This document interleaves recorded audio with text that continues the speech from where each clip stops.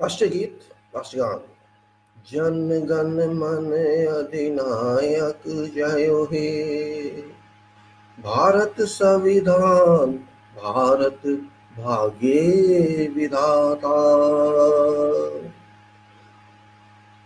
पूरब पश्चिम उत्तर दक्षिण, उत्तर पूर्व उत्तर पश्चिम, दक्षिण पूर्व दक्षिण पश्चिम,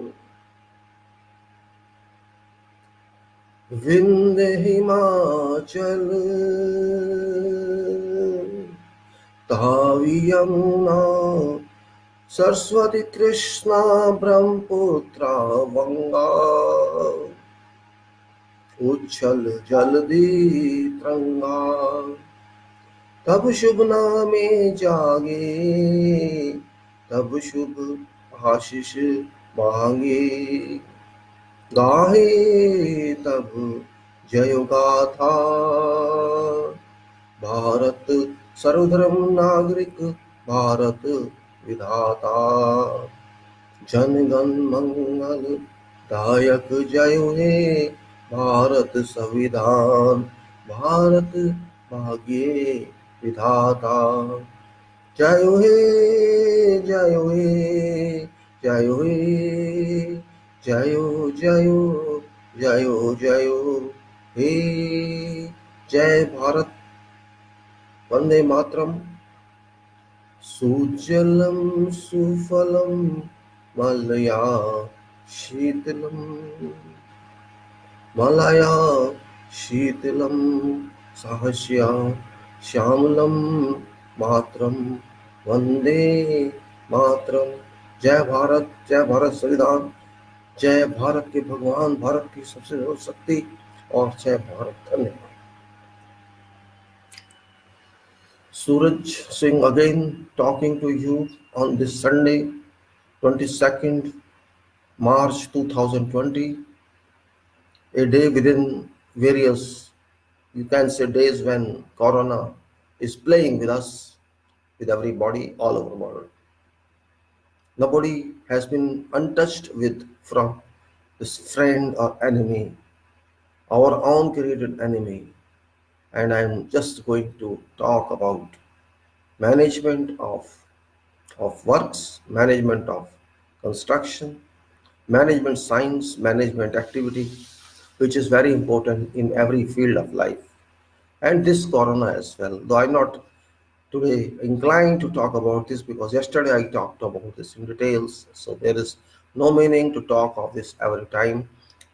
आज जो 22 मार्च 2020 का दिन, एक और दिन इसी कोरोना की दुनिया का कुछ समय से चल रहा है, जो तंग कर दिया सबको, परेशान हो गई दुनिया, और हम भी उसमें कुछ हो चुके परेशान, कुछ होने जा रहे परेशान, कुछ सह चुके प्रॉब्लम, कुछ सहने जा रहे. Some have already tolerated this and some are going to start to tolerate this, and we are also one of those. We are going to tolerate it now, face its attack now, and since we are a big nation, big population, we are prone to deteriorating effect of this disease. No one can save us from that, only we can save ourselves, and we have to manage that way, just like we manage systems. We have no system for this, but we have to take precautions, and those precautions are very important. हम कुछ नहीं कर सकते, सावधानियां ले सकते हैं और लेनी चाहिए. वो सावधानियां कैसी हों आप सबको बता चुके हैं, और आप देख सकते हैं पिछले वीडियो. किसी को पता तो है नहीं कुछ अभी तक, लेकिन फिर भी सावधानी लेना जरूरी होता है. सावधानी इलाज से बेहतर होती है. Prevention is always better than cure. आप इलाज करें उससे अच्छा है आप सावधानी बरतें, और ये सभी के लिए है, कोई खास बात नहीं है. आप भी उन्हीं में से हैं. हंसी मजाक करना एक बात होती है और गंभीरता दूसरी बात होती है.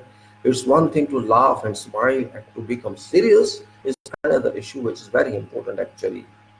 Seriousness pays in life. Same time, happiness also pays in life. But just having happiness does not mean anything if you are not serious, because happiness comes from seriousness, and seriousness creates happiness. Both are there. Because when you are serious, you are thinking, you think something, and thinking is the only way that leads to some results. You have to find certain solution. You have to think. If you are unable to think, there is no way you can get solution. You'll just waste time and depend upon. If always depend upon others to help you for something, then you cannot move yourself. Self propulsion is very important. Proaction is very important. आप कोई भी काम करते हैं अपने आप सोच के करते हैं तो आप ज्यादा आगे बढ़ सकते हैं, बजाय बार बार दूसरे की तरफ देखें कि हमें कोई आके बता दे, हमें सहायता करे हमारी. आप कभी भी आगे नहीं बढ़ेंगे. कभी सहायता लेनी अच्छी बात होती है, मैं ये नहीं कह रहा, लेकिन कोशिश करनी चाहिए आप स्वयं आगे बढ़े. आप दूसरे से जो काम ले सकते हैं उससे 4 गुना स्वयं कर सकते हैं. It's very difficult to expect work from others. But if you are doing yourself, you can say whatever energies you have, you employ that energy, you employ your time, and you can get better results than if you depend upon others. You get those results. If you compare them, it means you can move yourself. And this I was taught by someone when I went for something with some very high class person. He said, do your work yourself. Don't depend on others as far as possible. जितना भी संभव हो सकता है आप अपना काम स्वयं करने की कोशिश कीजिए. दूसरों के भरोसे बैठेंगे तो बैठे ही रहेंगे. ना वो काम करके देगा, करेगा तो गलतियां भी करेगा और आपको भी सुधारनी पड़ेगी गलतियां. इसलिए जितना आप कर सकते हैं अपने आप कर लीजिए. मेरा प्रिंसिपल यही है. आप सारा काम नहीं कर सकते, मैं जानता हूँ. सब काम to extent of work, volume of work, if you cannot do alone, you have to depend upon others. But it is not good to depend upon others, even if you have time and you can say your stamina to that work. Better do it yourself. That is what the basic principles of profession. Yes, you can use others, and for that you require certain principles, certain directions, some management.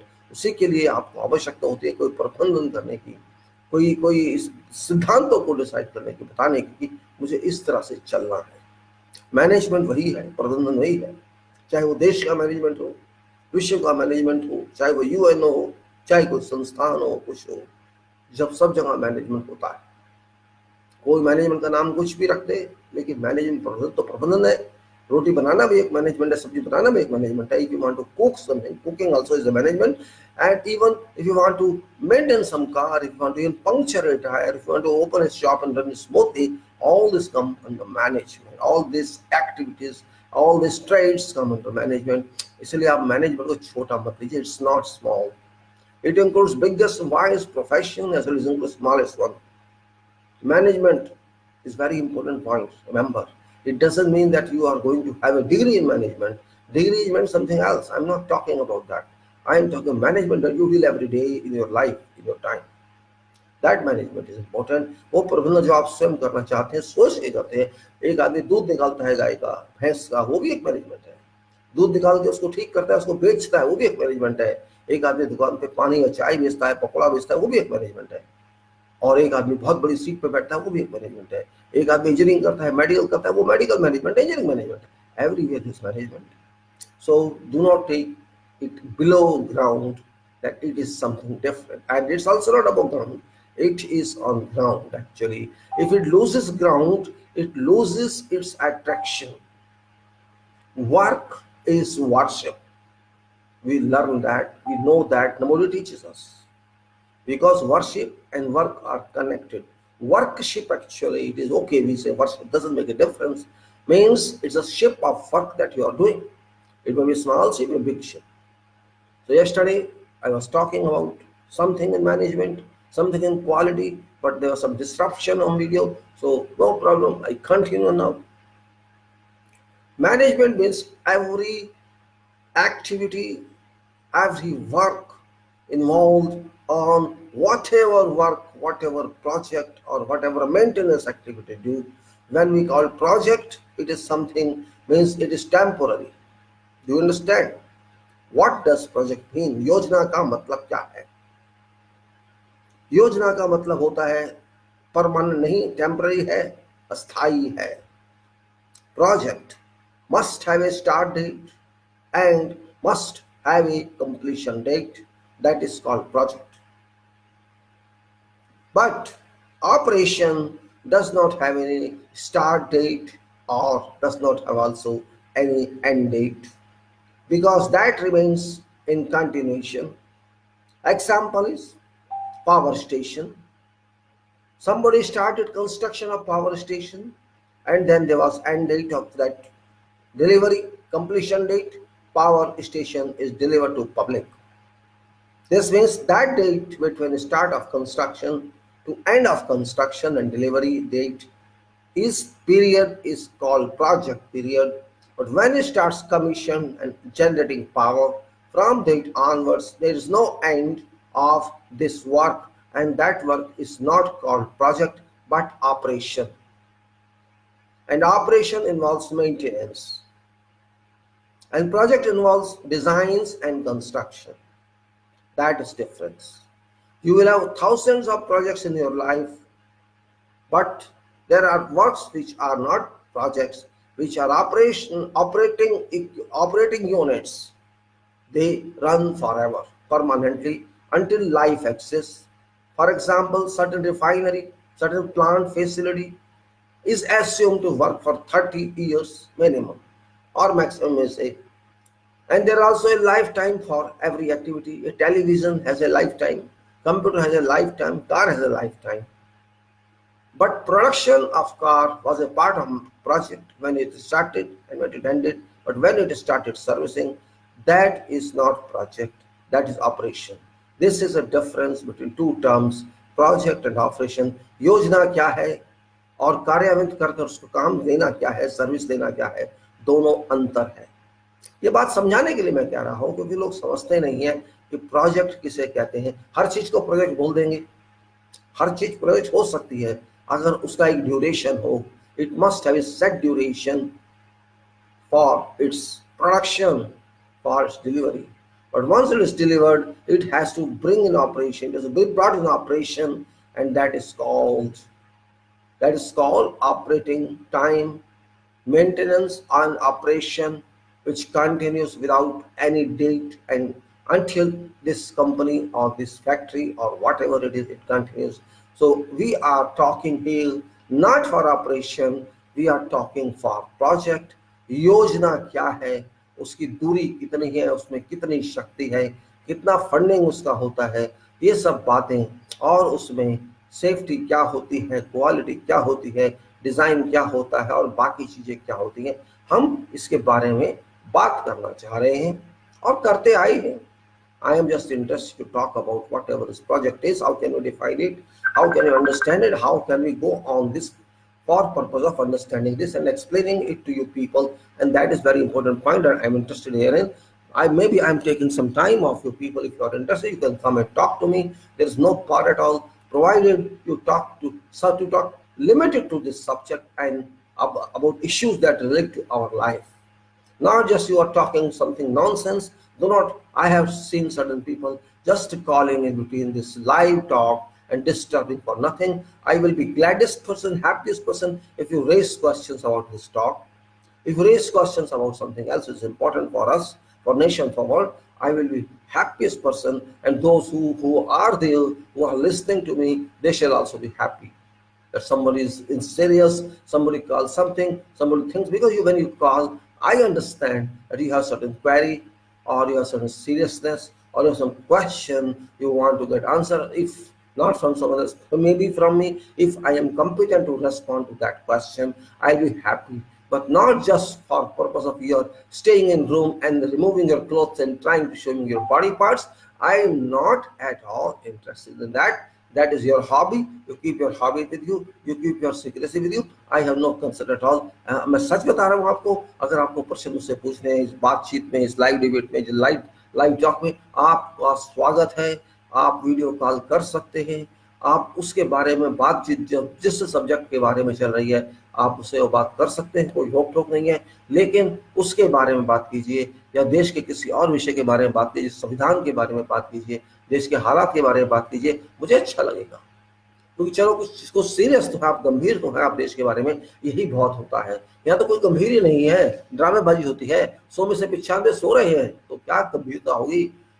और जो गंभीर है वो लूट खाट कर रहे हैं, सब कुछ कर रहे हैं. हम अब इस बारे में हम बात नहीं करना चाहते. अब हम चलते हैं अपनी बात पे. प्रबंधन, प्रोजेक्ट मैनेजमेंट क्या है, बार बार मैं बताता हूँ, बार बार समझाने की कोशिश करता हूँ. And I try to make you understand. If you can do that, and if you just are careless and not, no fine, thank you, no problem. My duty is to explain to you, and that's purpose of this video. When I get up early morning, try to do that because signals are available, and I make use of those signals for your benefit, not for my benefit. But I like to see people understand what we are. I want to make use of this medium also for social interest, for national interest. That's my कि राष्ट्र को कुछ फायदा हो, समाज को कुछ फायदा हो, मेरी सेवा से ही, मेरी अपनी जो भी मैं जानता हूँ उल्टा सीधा गलत सलत जो भी मैं जानता हूँ वो बता सकूँ. That is an objective that I have here for in the national service and international service, for social service, for friendship service, and all that, which is very important point, because if I know something, if you know, so we exchange with that, it's best we can learn from. It doesn't matter everything is learned in university or somewhere else. You can learn yourself in this life, by experience, on jobs. We can learn a lot. We miss in universities, and universities are closed at certain point. After that, university got no meaning, and your university whole life, your examination whole life, पूरी जिंदगी परीक्षा है, पूरी जिंदगी पढ़ाई है. जब तक आप जिएंगे, आप सीखते रहेंगे और सिखाते रहेंगे, आगे बढ़ते रहेंगे. यही जीवन होता है. इस चीज को आप जब समझ जाएंगे तो अच्छा रहेगा. एक समय आता है कि आदमी की डिग्री से पैमाइश मेजरमेंट नहीं होती है, आदमी की उसकी कैपेबिलिटी से मेजरमेंट होती है. How much you know, what can you do, how can you perform, what's your capability, how can you move, and how can you use your services for society, for nation, and for foreign. That is where you stand. At that time, your degrees are just for reference and not for valuation. Your valuation is your performance, and performance more important. आप कर क्या पाते हैं किसी काम में, कितनी शक्ति से आप करते हैं, कितनी स्पीड से आप करते हैं, कितना उसको टेक्निकली समझते हैं, कितना उसको आप प्रबंधन से समझते हैं, आप उसके बारे में कितना आगे बढ़ सकते हैं, कितना सोच सकते हैं. सोचने की कोई लिमिट नहीं होती. Thinking has no limit. It is boundless. It is permanent. It is with you. Your machine works on thinking. I don't understand why it's calling. Let me see. Excuse me. Hello. If you are there, call me. Don't waste my time. There, come on and tell me what you want to say. Hello, Mr. Nitish Chakravarti. You are welcome. Call ended. Get lost. Just calling for nothing. I don't know what I was talking. Yes, I was talking about management principles and management, what we understand by management. I don't want to confine to books, and I don't confine to what others say. I create my own thoughts to my specific work, to my specific activity, because every field is different. Every field has different principles, applications. Every field is designed application of different. We have to, you can say, define first every field to ourselves. My definition and your definition can be different, but target remains same. That is important. Whatever I talk of projects in electrical, mechanical, civil, or wherever I say civil, it applies to all people in society, and not only in our society, in other economies as well. And economies means nations. When I say economy, it doesn't only economy, financial economy, it means social economy, it means the national economy. Economies are everywhere, and profits and losses are everywhere, and targets are everywhere. Every country has different targets, every society has different targets, and with that we have to deal. Whatever we have, we cannot get more than that immediately. So we have to live with that. That's called live with that, whatever good or bad it is. हमें जैसा भी हमारे सामने है, जो भी हमारे resources है, हमारी वेल्थ है, हमको साथ चलना पड़ेगा. उसके अलावा कोई रास्ता नहीं है. अगर आप उधार लेके भी खाएंगे तो वो एक लायबिलिटी का रिसोर्स बन जाएगा, नेगेटिव रिसोर्स बन जाएगा. उससे नेगेटिव रिसोर्स से भुगतना बहुत मुश्किल. आज की तारीख में देश पूरा का पूरा आप कह सकते हैं 35,000 रुपया एक आदमी के ऊपर उधार है. वो भी एक लायबिलिटी रिसोर्स है. आप दे ना दे वो अलग बात है, लेकिन आपके ऊपर लायबिलिटी है, आपको भुगतना पड़ेगा. You have to respond to that liability. If you can not come out of that liability means you are under certain obligations forever, and these obligations cannot be curtailed until you try to curtail that. आप उसको कैसे काटेंगे, कैसे फेंकेंगे अपने को निकाल के, यही सोचना होता है.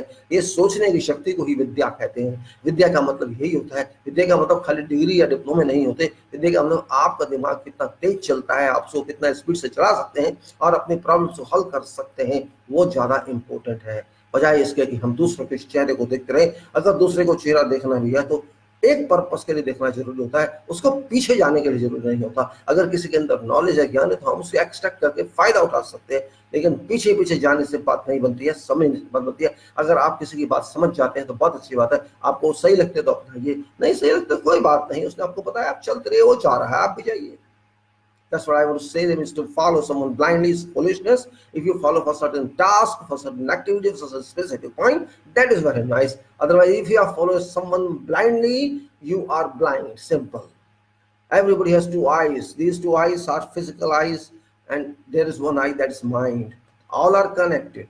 These two eyes are just physical, but your mind is not physical. That is called mental as well as physical, powerful. When I call mental means related to mind power, and that is also a management. How much mind you use every day, how much can you enhance its power? If you cannot enhance its power, means you do not work. You are not working, you're sleeping, because mind is free of cost. It keeps on coming from nature. This is natural power and reaches you without any problem. Just like water is delivered to you through tape, water line. There's an invisible water line that comes into your mind and gives you energy, and your body makes itself better, and you get more knowledge, and that energy you can use in your life if you want to use. If you don't want to use, that's up to you. आप चाहते हैं शक्ति का इस्तेमाल करें ना करें, आपकी मर्जी है. किसी और के हाथ में ये नहीं है, ये सिर्फ आपके हाथ में है. इसलिए मैं कह रहा हूँ मैनेजमेंट एक बहुत इंपॉर्टेंट सब्जेक्ट है जो किसी प्रोफेशन से लिंक नहीं है. हर प्रोफेशन में आता है, मेडिकल में आता है, इंजीनियरिंग में आता है, एडमिनिस्ट्रेशन में आता है, सब जगह. दुकान मैनेज करने के लिए आता है, होटल मैनेज करने के लिए आता है. ऐसी कोई जगह नहीं जिंदगी में जिसका आप प्रबंधन करना चाहते हैं और करते हैं. एक दुकानदार छोटा सा होता है, किसी शिक्षा लेके नहीं आता, किसी कॉलेज नहीं आता, कोई एमबीए की डिग्री नहीं होती उसके बाद, लेकिन वो भी अच्छी दुकान चलाता है. एक साइकिल का पंक्चर करने वाला है, वो भी मैनेज करता है, अच्छा काम करता है. दूध बेचने वाला होता है, और सब ये रेडी लगाने वाले सभी एक तरह के मैनेजमेंट करते हैं अपने काम में. वो समझते हैं प्रॉफिट क्या होता है, लॉस क्या होता है, पैसा कहाँ से आएगा, कितना खर्चेंगे, आज कितना सामान बेच सकता हूँ, कल कितना ला सकता हूँ, मेरे कस्टमर कितने. ये भी एक मैथमेटिक्स है मैनेजमेंट का, जो आप ये नहीं कह सकते कि अनपढ़ आदमी. अनपढ़ हो सकता है, एकेडमिकली अनपढ़ है, लेकिन सोचता तो वो भी है.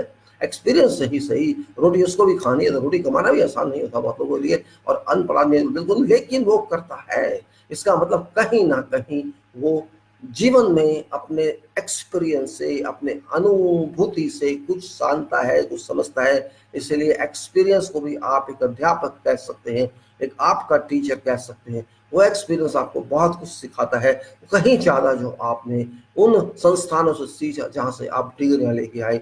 वो डिग्रियाँ तो दूसरों को सिखाई हुई हैं, दूसरों के एक्सपीरियंस के हिसाब से हैं. आपने उसको मान लिया बेसिक्स, और आप आगे चल के उसी को चलाने लगे. उसके ऊपर आपने रिसर्च नहीं की, उसको ऊपर आप अमेंडमेंट नहीं किया, आप ब्लाइंडली उसको फॉलो करते हैं. बस यही थोड़ा फर्क होता है. हमने शिक्षा ली, इसका मतलब उसको भी, उसके बारे में भी सोचना होता है. Whatever we learn life through our institutions of university, we have to think on that, contemplate on that, and ensure that this is applicable in life or this is not applicable in life. That is part of every educated person, because education means that. Education is thinking, critical thinking. That's what post-graduate education. And other question, teacher, if you can't use your mind after having been educated, there's no meaning of education. If just to confine yourself to what you learned and what your teacher told you, go beyond that. Teacher told you because teacher was bound not to tell you something beyond that because of syllabus constraint or because of time constraint, but that teacher never stopped you from further improvement. And that's why you improve further. But for learning, you go to higher education and then further education, and you come back after learning more. But after that, you close it, and that is the problem, I say.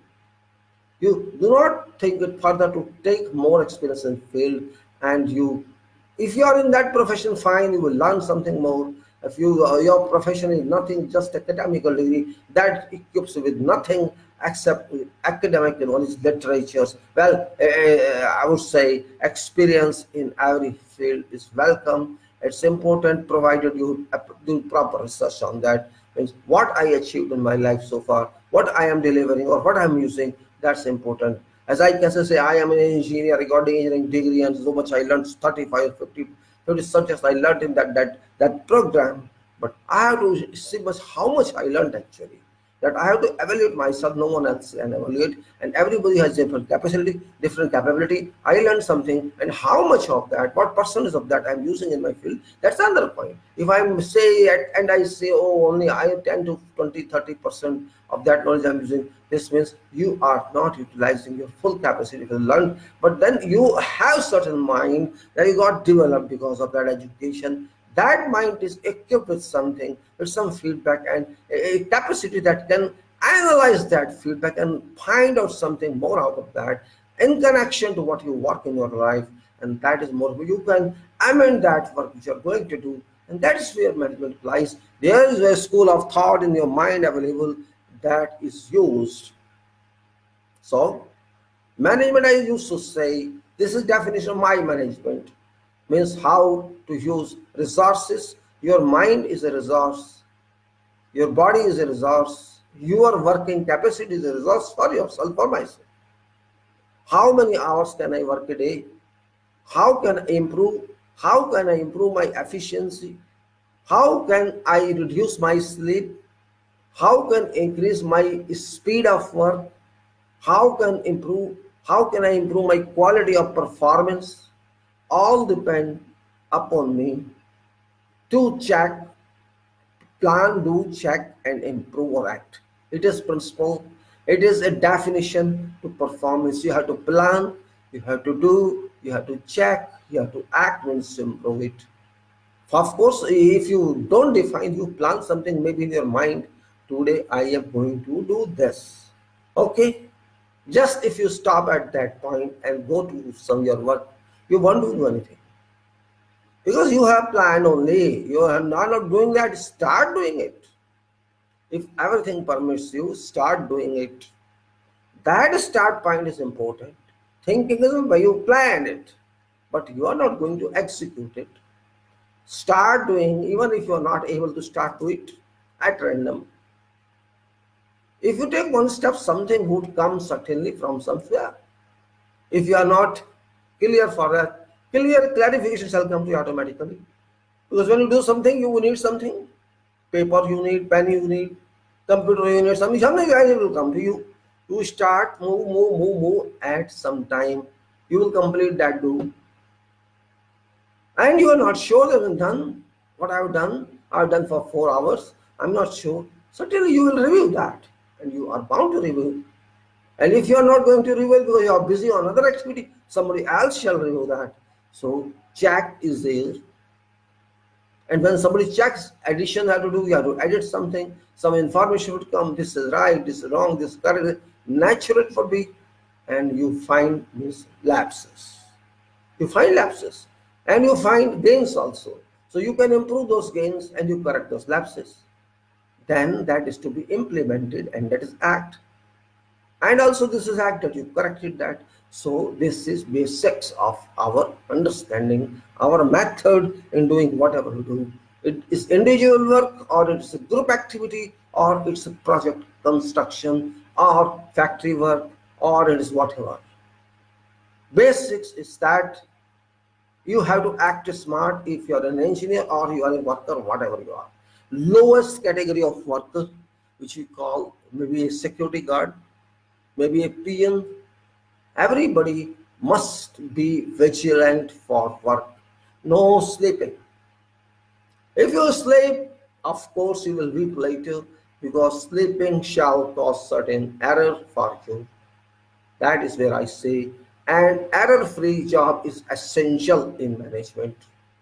Because if you cause error due to whatever means, through your action or through somebody else's action, it will either destroy all work, these actions are connected, or it will cause some major error in your results, which you will then have to find out, have to discover what were your errors.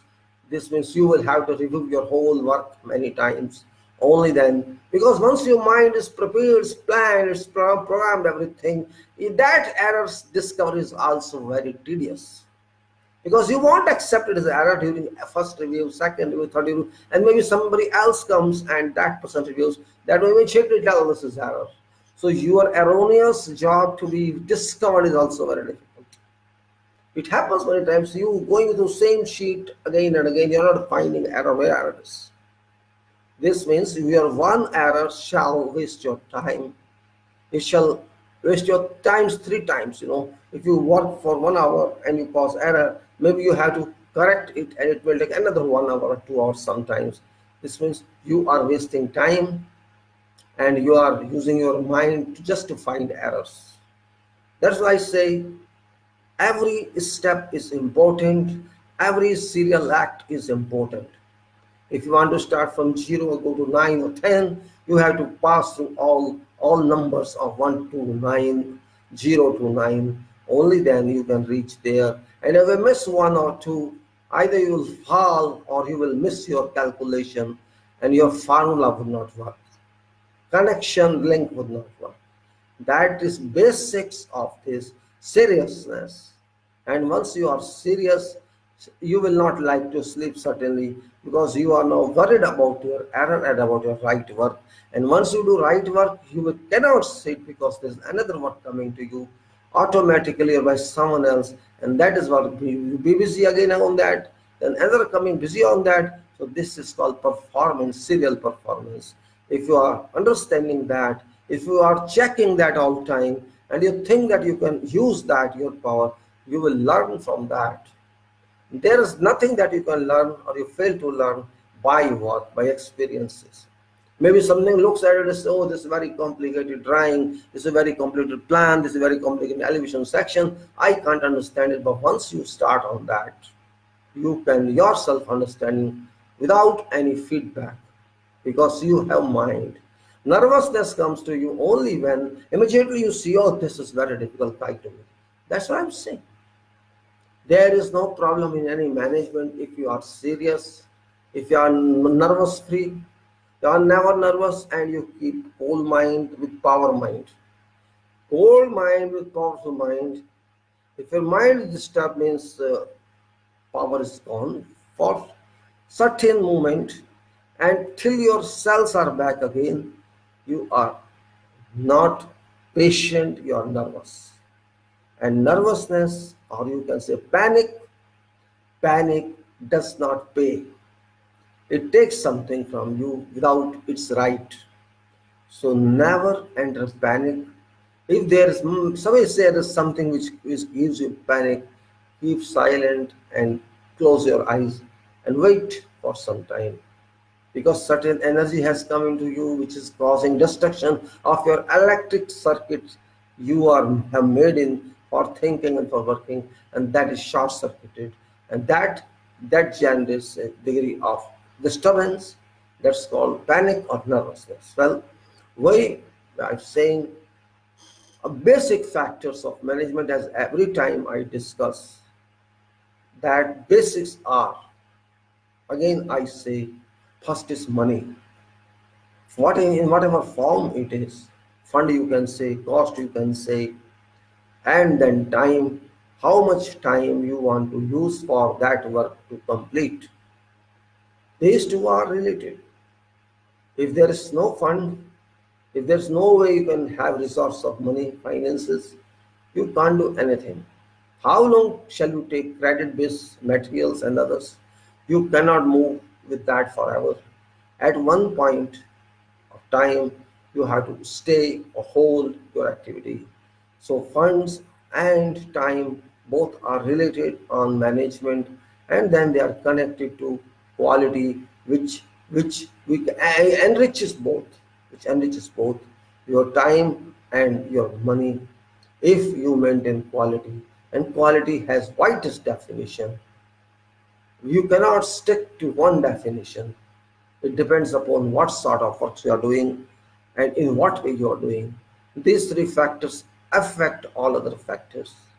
Means there is support system then which support all these three. That system must work, must be activated all time, must remain activated, perform for that work with complete power, or with, you can say, reduced power, whatever, but it must perform. It must give you supply of resources. Maybe it is machine or equipment resource, it may be human resource, it may be material resource, or it may be whatever else resource is.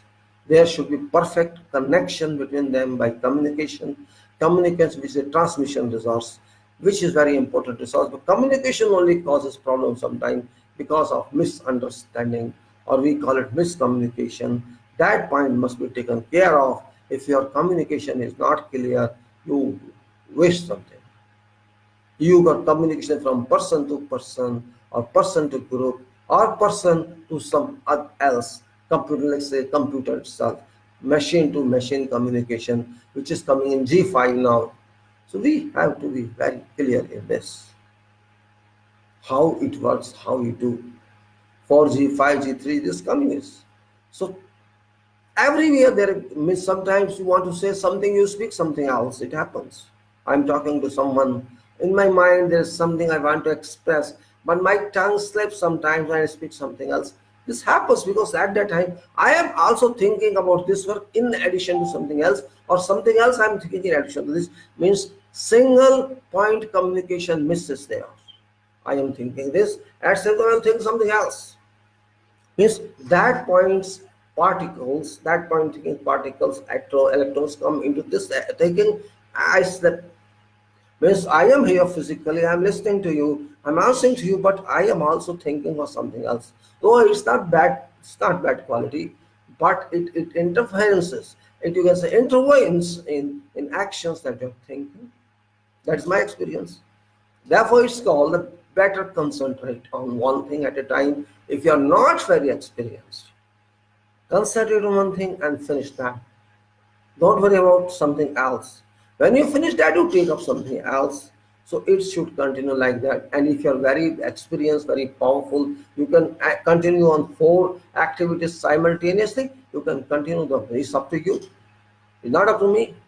You have to measure your efficiency. You have to evaluate your performance. What did you do in past, and what results you got in there, and now what you can do. What type of resources we have? Are those resources really reliable, or these resources just elementary, means conventional?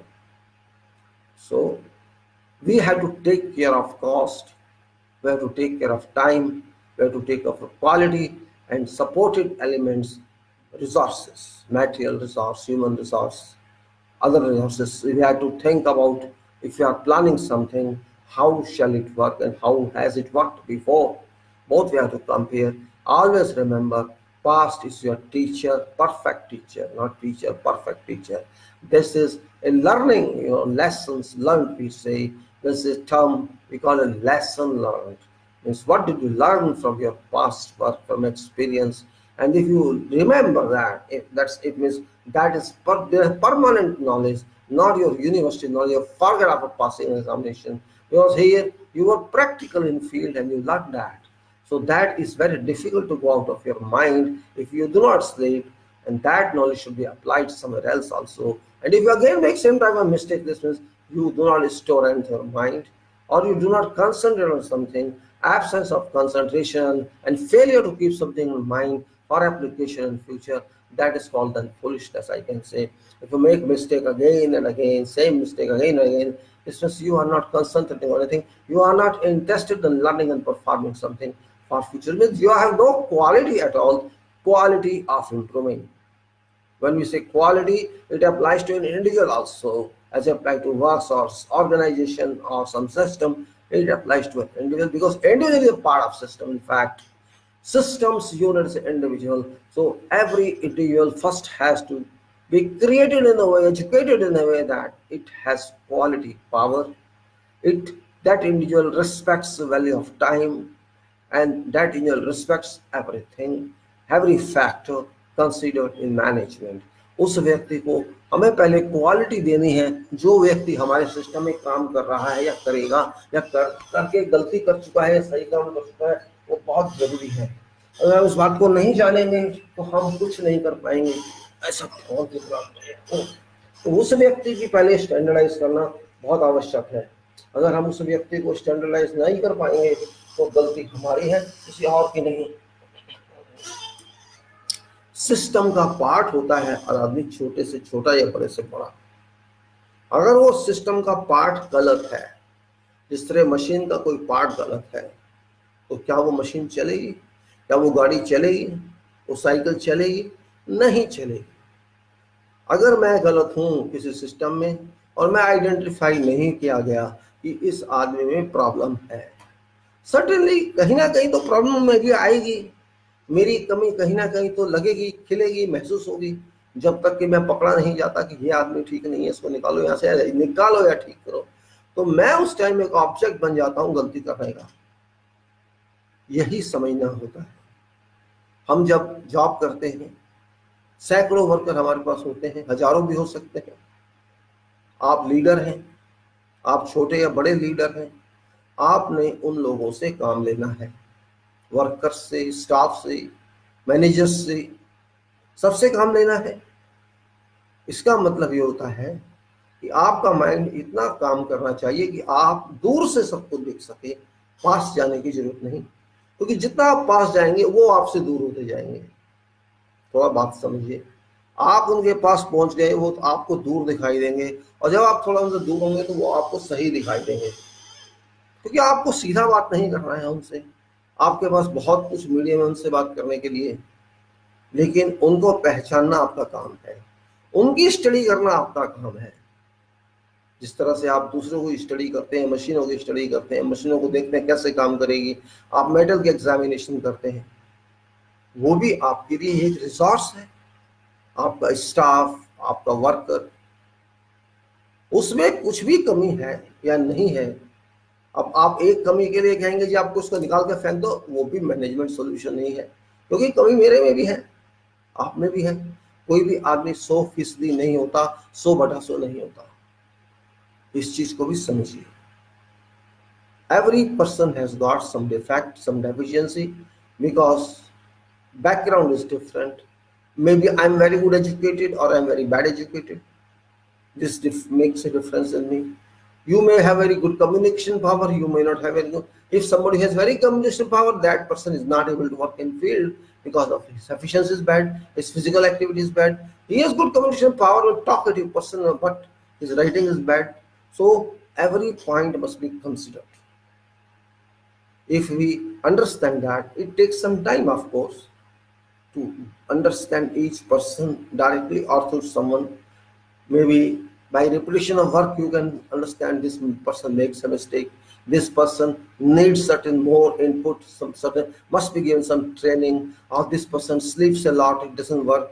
Every character of that person you have to understand, and accordingly, you have to use that person to a better extent, to a maximum extent. Oh, this can, that's called on-job placement, you can say. You study a person, observe his person, this person's acts, and then place that person. That's purpose of probation or something. All parties, if this person is not fit here, I agree. This person is not fit there, I agree. But there is no such act where this person cannot be fit in. He must be fittest somewhere. That's what we say, right man for right job. We call in management principle. Very ordinary principle this is, right man for right job, or fittest person for right job. Who is this gentleman? I don't understand why people are calling and disturbing your time and my time. They're just calling for sake of calling. And I, hello, mama, how are you? Who's there? Yes, good morning, mama. Yes, please speak. What do you want to speak? Speak up. What do you want to say? Don't show your face. Speak up if you want to say anything, or don't use my time otherwise. Okay, get lost, or get lost. Okay, idiot. Such persons are there just calling. He was naked, this man. You see, what to do? Well, right man for right job, fittest man for fittest job. Very rare cases you will find. If you find, you are lucky. If a person is ideal in work, efficient in work, listens to requirement, not to me. I don't say listen to me, don't listen to me, but listen to your job description. Listen to you what for your paid, you have to return me that. I don't say return me 5 times. No, you return to me whatever our requirement is. I want to see you respond, that's all. You take your salary, everything, you take your dues, no problem, but return back in form of work. I welcome that person. That is management requirement. If you have 100 persons, 500 persons, and they can't work for you, what shall you do with them? Salary and money is another issue. Question is, my production is affected. If this person is not working for me, for which I employed, for what I employed, so I have to place in some other role if that person is happy. Means I am not going to remove this person because I support resources. If I find placement for that person somewhere else, I can place there. No harm to me. Of course, remunerations vary, but human resources, because I know what I am, you don't know what I am, and I don't know what you are. Best manager is that person who can use these resources in the best manner. Every machine has certain efficiency. You say, I buy a machine, it will work 100%. No machine works 100%. This is principle of mechanical engineering. Certain machine has certain efficiency. And we can have 50% efficiency, more is called very efficient machine. There you are giving pass mark of 50%. In university, you get pass mark of 35 to 40, 50%. Means you cannot get 100%, not possible. And I am, suppose I am manager, how I evaluate myself, I can give more marks to myself, but other person will not give more marks to me, because that person examines me based on that person's criteria, not my criteria. So every person has to use resources according to policy of that organization, whatever organization you have in, because every person, every company, every organization works for business, for commerce. Commerce is last. You are very good, you are very performing, you are giving very good quality, but if you are making losses to me in my business, where I may expect to get as 10% or 15% profit or around that, then you are going to loosen my business. And one day I get people like you, I have to close my organization. I am not here for 100% social service, I am for my business running smoothly. All factors are required to be kept in consideration. No exclusive factors. Yes, I have to support society, I have to support nation, but I can support only when I am supporting myself. But no, I don't support myself, how can I support others? If I lose everything, how can I support you? This is a critical management part. Every resource waste, every person waste. If I buy mistake wrong machine, for say, I have worked and I got recommendation that machine doesn't fit in. What shall I do with the machine? Either I have to resell it after discount of 50%, or I have to get some work to meet the requirement. Otherwise, this money is going waste. Money is related to work.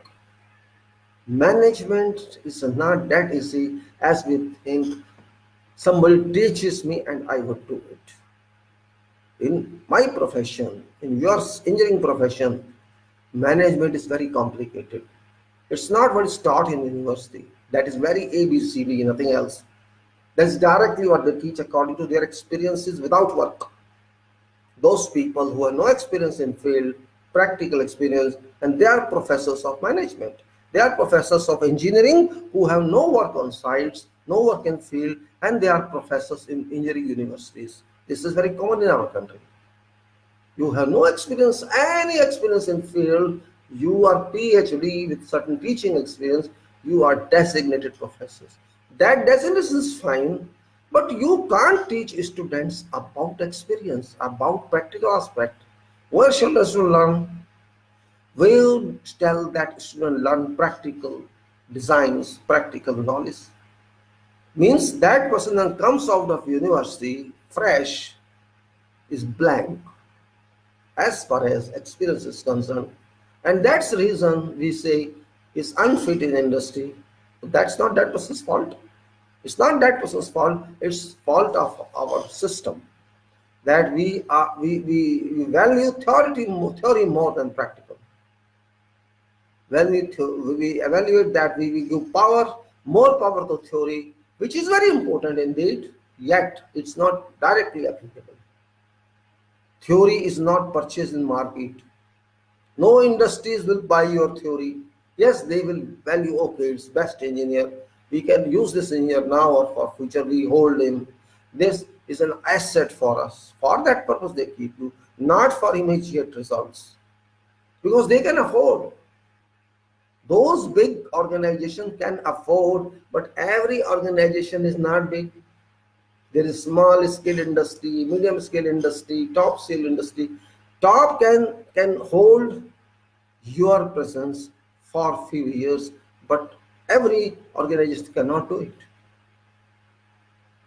Means result-oriented persons are required, and fresh or those who are lacking experience cannot be used as result-oriented person. हमें आपसे delivery चाहिए, हमें आपसे परिणाम चाहिए, कहना बड़ा आसान है, और ये कहना कि हम आपको देंगे परिणाम, ये भी कहना बड़ा आसान। कहाँ से देंगे? आप जानते ही नहीं काम कैसे करना है। एक काम एक दिन में होता है, वही काम 2 घंटे में भी हो सकता है। एक्सपीरियंस की बात है, कितना आपने किया है उसकी बात है, डिपेंड करता है।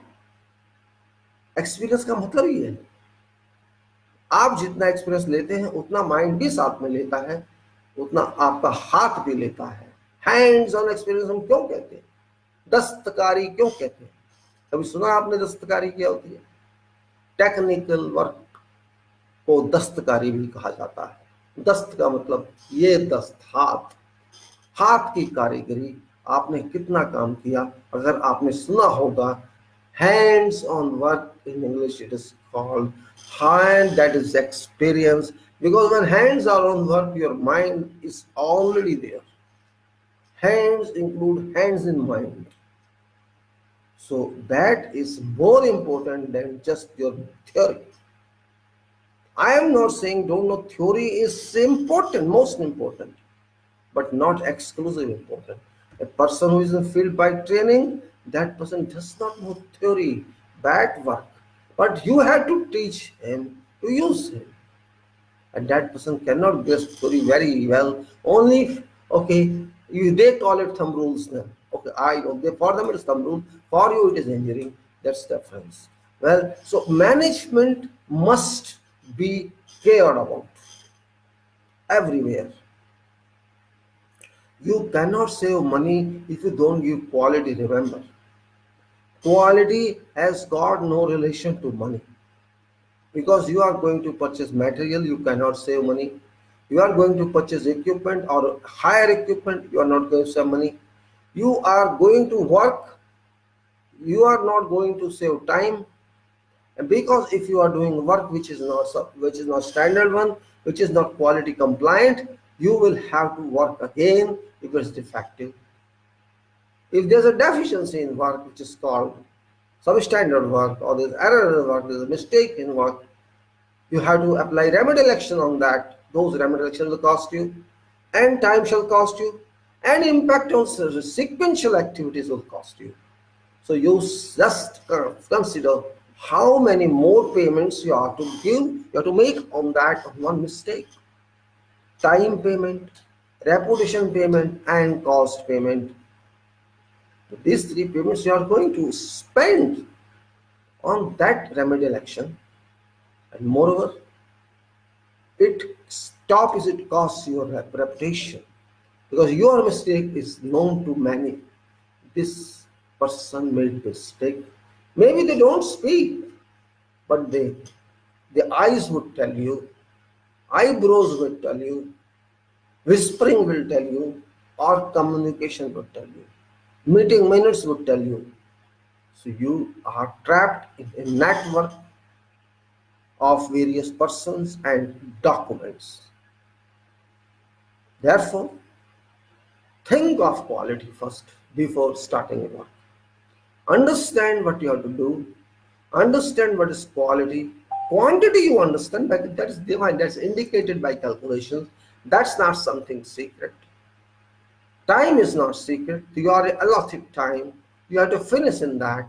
And allotted time means you cannot cross that time. If you cross, you are dropped. You have to pay. Pay in whatever terms if you cross time limit, because you are not doing without any document. There is a contract. There is a contract, physical contract, work contract, service contract. There's a definition of time. This is time limit. That's a part of contract. This is your money. That's a part of contract. And this is quality standard you have to follow. This is also a part of contract. So until you are clear about every requirement, what is expected of your contract, better spend some time and grasping for. Maybe by mistake you signed that contract, you could not realize that time how I have to do it, but you got contract. You have to do that. If you do that blindly, you can do that, you will spend more money or you will spend time which is extra. Both way will lose. Or if you make mistakes, means you lose and lose and lose.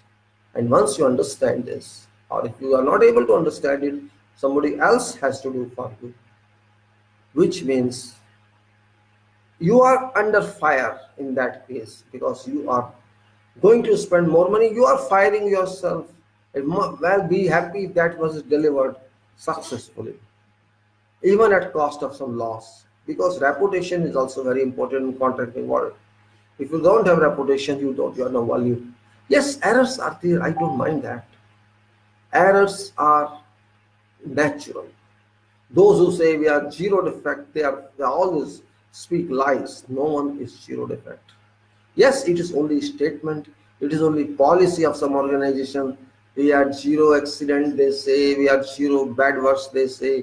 We are zero substandard work, they say. That is not possible. Some defects remain there. And you must have noticed that. So what I say, we have to be specific in our works. I have talked here about quality, about quantity, about cost, everything. But I'm not finished. I have talked about naturally what system we are following, what we are rejecting. We are following system. Everybody is following system. With what is not now moving without systems. And this is in our case of quality. It is international standard. We all know. I'm just referring again. This is international standardization institution system, which is called ISO, International Standard Organization. This is for systems organization, for standards organization. This is not for results. Just I remind you. Short form is ISO, International Standards Organization. It is responsible for standardizing, not products, systems. They deliver systems definitions. They don't deliver products definition. Many times they have repeated, but people do not grasp them. This is an organization which is super organization for purpose of standards, not purpose of certification. They do not certify anybody that you are ISO 9001 certified or this certified. They have no mandate on that. They are just certifying systems. They are just framing systems, publishing systems. This is system. This is definition of system. This you have to consider. You have not to consider. That is only scope of this organization, nothing else. Just like I say, my company is ISO 9001 certified. That is my mistake. If I declare that, but everybody declares that because of ignorance. No certification comes from ISO, remember. It's misconcept. It comes through third party, not ISO. It comes from independent person or independent organization, which is of course approved by ISO, but not basic approval, approval of learning. ISO says, okay, you are fit for this work, but ISO is not responsible for that. Remember? ISO is not responsible for that registering authority or registering association or whatever is that. That is a relation between you and that organization or registered body. No relation to ISO body. And your certification, as you are saying, ISO certified, that is also wrong. You are ISO compliant certified, not ISO certified. This point people miss a little. So it's not a criminal angle, but mean to say, just write, everybody writes, means highest body of some professions who must know everything, they also write that. So, well, you know that because they can't understand. Maybe they are just taking such certification for tags here. We are ISO, not for implementation. Otherwise, If they implement it, you must get every product standard one. Company is IS 9001. They want to document it here. My service is best when something you take some service from the OS. They will just after servicing, mail would come to you or your message will come to your phone. We have served you. Please go to this website or on this. Give your feedback. You are asking me feedback every time. For what? You are paid, you have done survey. Why should I speak on that? If I call you every time for service, this is understood you are fake. If I use service, every time I complain something and you reinstate that service, this means your products are not performing. That's why I'm calling you all the time. If I don't call you for a year, yes, I can say you are perfect deliverer, you are perfect servant of this item. But if you have made a system in such a way that you come sometimes yourself, this is my program for serving you. First month I do this, third month I do this, fourth month I do this. Means you are trying to cover all the facts in that. Okay, no problem, it's your job. But then why you asking me I'm serving you? You are coming for just 2-3 minutes. You came and checked my RO, and then after that you are asking me what was my service, what action, how you recommend it. If you're happy, can you post on your Facebook? This you want. I should post on my Facebook or my other page that you are giving very good service. This is your indirect advertising management. That's I feel. You first decide yourself your service is good or not good, and you advertise yourself. Yes, if people buy your services, means you are good. One time they have experience, second time they experience.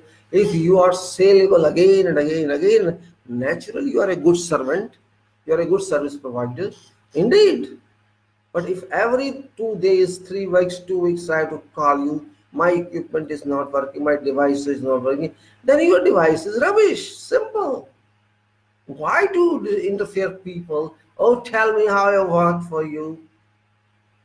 We never call our owners, tell us how we work. Because we know we are working. We know what we have done. We have all test records, all the equipment, all the inspection records. Why should we ask you all the time? At the end, we'll give our documents. Finish. Why should I disturb you all the time? But fashion is that. Service is less, questions are more. If you call this management, fine. It's up to you. You're just sitting for 1 minute, 2 minutes and asking 3 times, please help us. Please help us in telling. Please help us improving. Is this service? This is, I think, MBA management. Maybe I don't know. My management is not MBA. My management is work. Work is my teacher. Work is my model. Supports are my teacher. I learn how workers behave from them. I learn how machines behave. You have to keep your system intact. And this involves your personality, your human angle, your conscious angle, your mind angle. If your worker suffers, this means you suffer, everybody suffers. You may say, oh, why you are coming to my time? You want leave? You will be angry. Why this man comes every time for leave? Person is tired. Person is sick. Okay, they can lie. Every person lies. But you cannot say all time somebody is wrong. Maybe he's sick. That person is sick and you are that person's authority. It is your duty to ensure welfare of that person also. Why some person wants to run away from work? Because there is some problem. Maybe that person is not very good in hard work. You have to understand psychology of people. That is a part of human relations. Not only salary or benefits on this. If you want to use some person by heart and by mind presence, you have to understand that person. Either you understand directly or you understand to subordinate staff quality of that person. Understand quality of equipment. Trademark is no quality. Performance is quality. Trademark is, is kind of fake. You can say something fake. Big trademarks, even Mercedes sometimes fails. BMW fails. These do not perform as namesakes. And sometimes very cheap trade, very lowest trade works. It happens. Experience is that. You have experience with people, experience with machines, experience with vendors who give you material.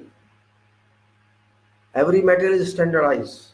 You say, oh, this material is hallmark from UK. We used to say that.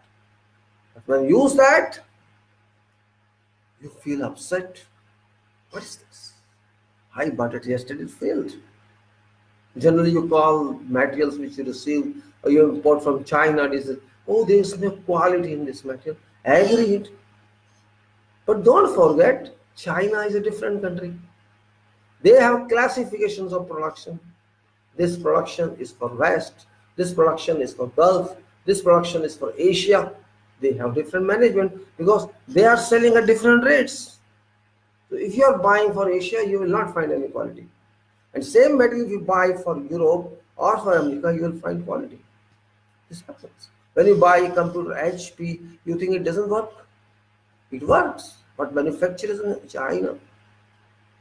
It is about the company how they manufacture, not about the company. Is China saying to that company, why you are manufacturing this quality product? They never say. They never say anything. It's your. If I decide myself to give low quality to you and I'm charging for that low quality, where is fault? You are paying me low and I'm giving you same. I will not give free. So don't blame that. They are given more from Gulf countries. They are given more payment from USA, from England. For them, they are giving better quality. So quality affects payment. Quality means better use of material, better use of human resources, good work, durable work. That's why I do. So that's a part of management. Means you cannot uniformly apply it on blanket. Now this is bad, this is good. You are also doing same. Are you not doing same? You are say you use 4 masons at a time. All 4 masons are different. Their quality is different. Their workmanship is different. Each person's efficiency varies. What shall you say? But they are masons. They are carpenters. They are working.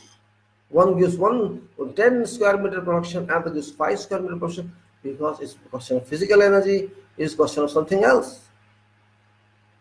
So it is not uniform study. And then your value, how you input, how you give input. You bought a machine, you hired a machine or something, you have to maintain that also. You are not taking care of maintenance. You are not taking care of maintenance of human resources. You have to take care of that.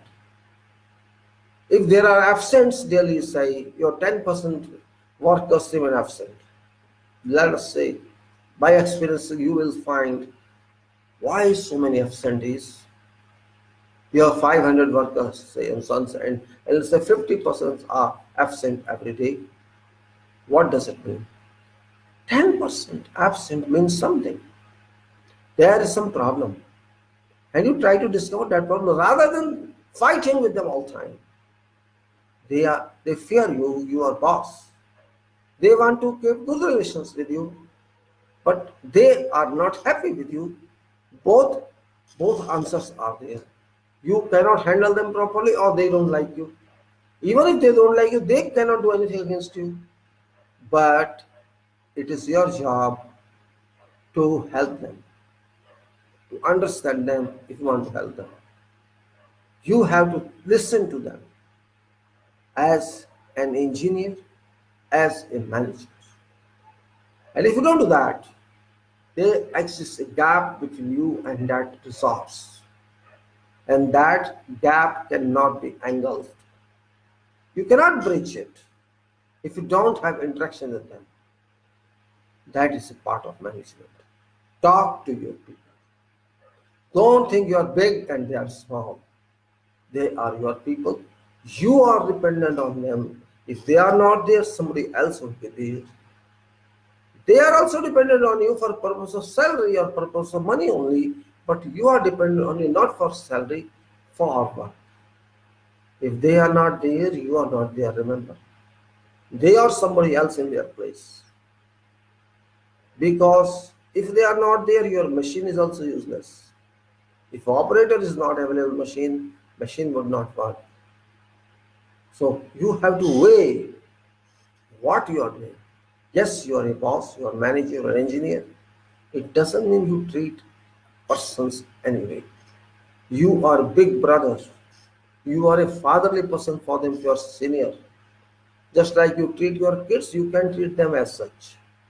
What they actually need, there is soft treatment, timely money, and little care. If you just provide them, first work is salary. They should be paid in time. Then everybody expects something if in the organization. Every worker expects something. Okay, if I work in this company, I would work for 8 hours or 10 hours, and maybe I am given some overtime, 2 hours, 3 hours. That is also an attraction. If you just fix people, oh, you will work on overtime and others will not work on overtime. In your mind, if it's like that, because there's some negative feedback from some spoons, you call them. Spoons are very closest people to you. You're not directly viewing field in your telescope. You're just viewing through your certain fake associates. They would just bring names of those people they like. And this can cause a problem. That's what I say. You use your mind. Yes, you listen to everyone. Everyone should know that you are taking care as on an individual basis. You are not wasting their participation in work. You are not wasting their loyalty. They are also loyal, yes, varying extents, to varying extents. But you have to be loyal to them first. If you take their care, they will always do whatever way you decide. They would do, and your staff would do. Staff politics works everywhere. You understand that. Staff politics is very dangerous because there is also groupism everywhere. You have to check that because you are responsible for work, not they. You have to respond to their responsibility and you have to respond to your responsibility. You are there for results. If you complain for someone, oh, this foreman did not work for me, I failed. This group of people did not work for me, I failed. This excuse, this explanation is unjustified because it is you who have to work.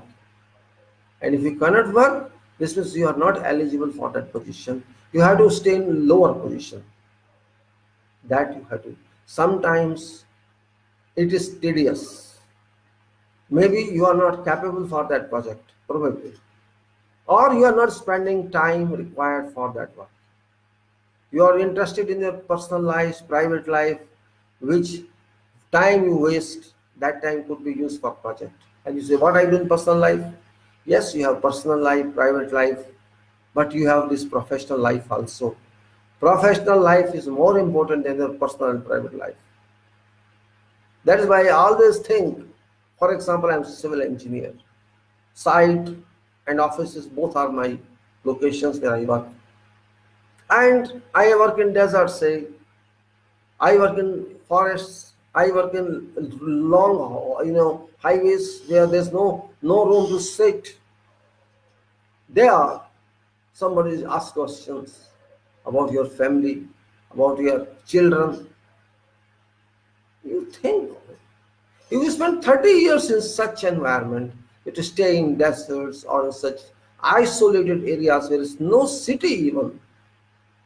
Can you make up your family? Can you afford your family? You may not like my question, but this fact of life. Can you keep your family with you there? Your family has certain requirements. Your wife has certain requirements. Your kids have certain requirements. Can you fulfill them from that point? You can never. And how far can you stay with them? For how many months? If I am in jungle, in desert for say, years together, how can I afford my family? This is a critical point, very critical and difficult point. It's like stone I can't break. It's a steel nut I can't break. No answer to that. This is very, very risky field. Sometimes you don't have time for vacations. And if you have time for vacations, maybe 2 weeks, 3 weeks maximum.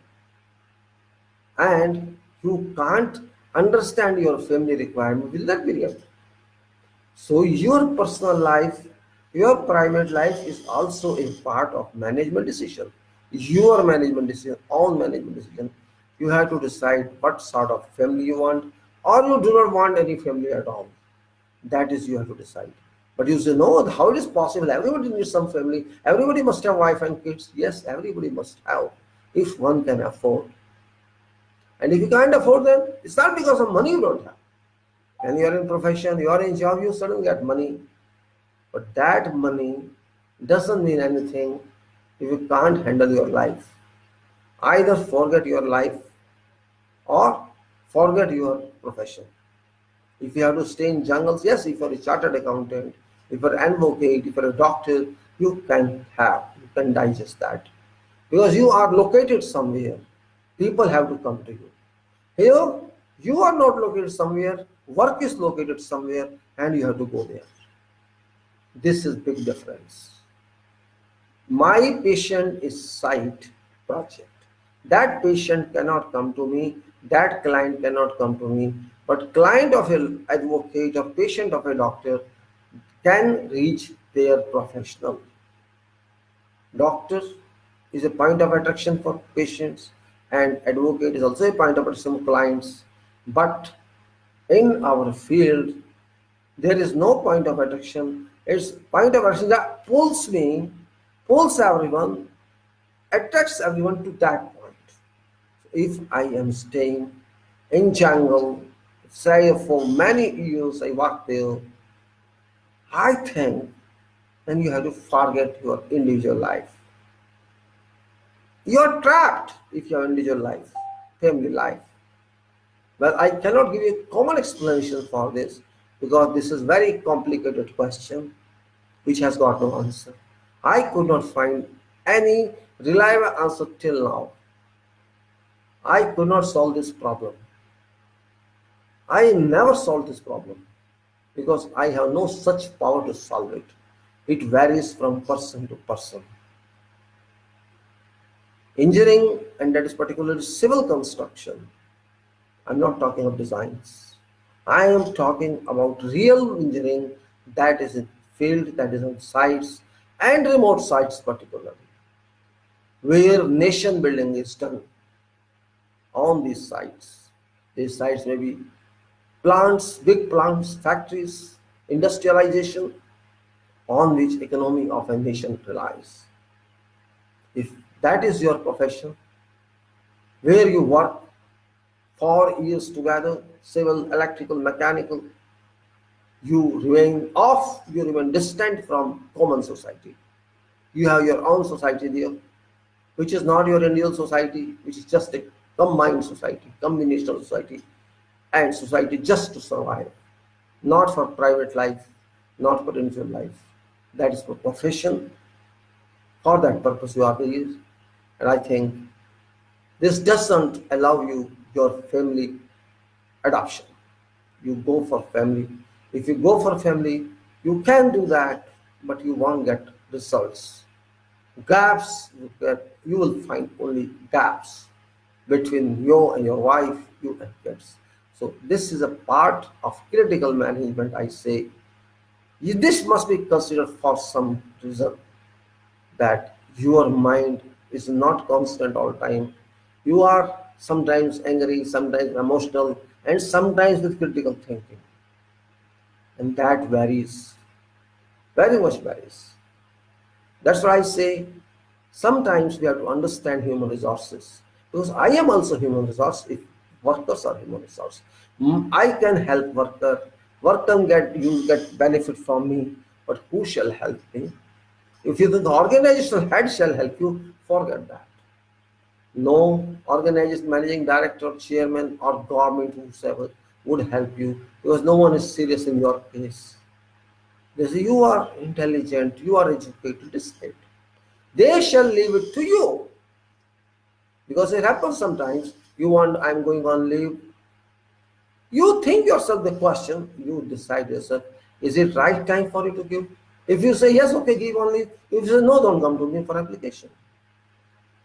Hence, when you recommend leave for others, your 1,000 workers working with you, if you decide for yourself, for themselves, can't you decide for yourself? This means you have to withdraw your application. Because you know that's critical time, and you know it very well. Why asking me? It happened many times. I was called by someone long back. If you want to go, only go now. You have no plan in your mind. You never thought, I see, XYZ. This time we are little free. My leave or not due. If you want to go on leave, go now and come back after 3 weeks or 4 weeks. Because this project is there, you are doing it. Means you were not interested in going on leave, but because there was no other time in coming 2 years, 1.5 years, you were forced to go on leave just for fulfilling your leave requirement. So this is called part of profession. Whether or not you like it, you are for either forget that for 2 years or having it now. Means you are not hungry, your stomach is full. They say take this food and eat it for the evening, don't eat in the evening. It's like that. How can you eat? But you say if you don't eat now, I will not give you in the evening. So you have to eat it, keep somewhere else at this corner or this corner. In joke I am saying. That's why I am trying to explain to you what is life actually. Life which we see sitting in rooms or just imagining management, engineering. This is what they are. And you say no one is happy in life for one's profession. I am not saying I am not happy. I am happy as a professional and I am also happy as I work with my life. I don't criticize that. I just want to extract good points and bad points separately. So that bad points acts my teacher and good point acts as my further enthusiasm. Life is never happy as you think, and work is never happy as you think. Work shall not give you happiness, but it's like food. Daily you take chapati or roti and rice or something which may not be tasty, but you need it. You have to take it. You may take parantha, you may take puri, you may take other dish once a week or 10 days. You will not be happy with that. But you need food every day. It's that way. You are happy, you are not happy with your profession. It does not make a difference because you have to do that. So better be happy and do that. You cannot run away because you are a mind person. You need feedback here. Mind, mental. Today I'm getting stressed. You are stressed because you are sleeping. You are resting. Rest in limited hours is fine. If I sleep say 3 hours or 5 hours a day, I am fine. If somebody says I'm used to sleep for 12 hours a day, I have seen people going to bed at around 8 and getting up at 6 o'clock. It's 10 hours minimum. And you ask them go to sleep, they will go to sleep anytime. So those who are used to sleep excessively, certainly mind receives that sleep, mind goes to rest. So remaining mind only works. What I say, if you sleep only. But a person who uses mind, he sleeps less and feels happy. That is where we have to stand. If I am working for a project, it's because I use my mind, you use your mind. So mind is a big resource for you. Mind is a big resource for project. Mind and eyes are big resources. Remember, this talk is another resources, and these hands are writing resources, handling resources, we say. So we have our own resources there. And this is your resource which directs other resources.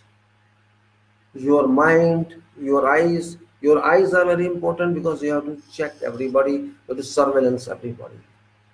If your eyes do not work, your eyes sitting in office and looking at work from distance helps a lot, because your eyes are CCTV there.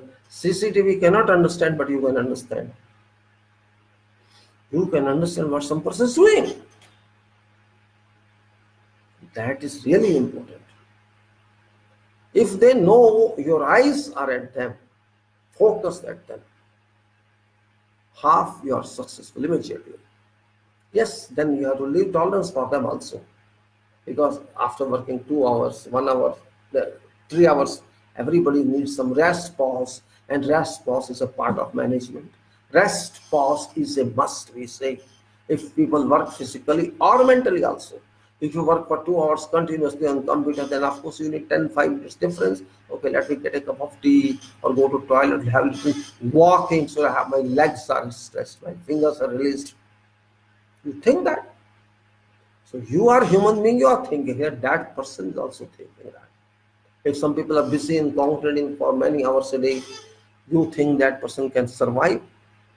Must have little gap for 10 minutes, for 5 minutes after working 2 hours on concrete or 1.5 hours concrete.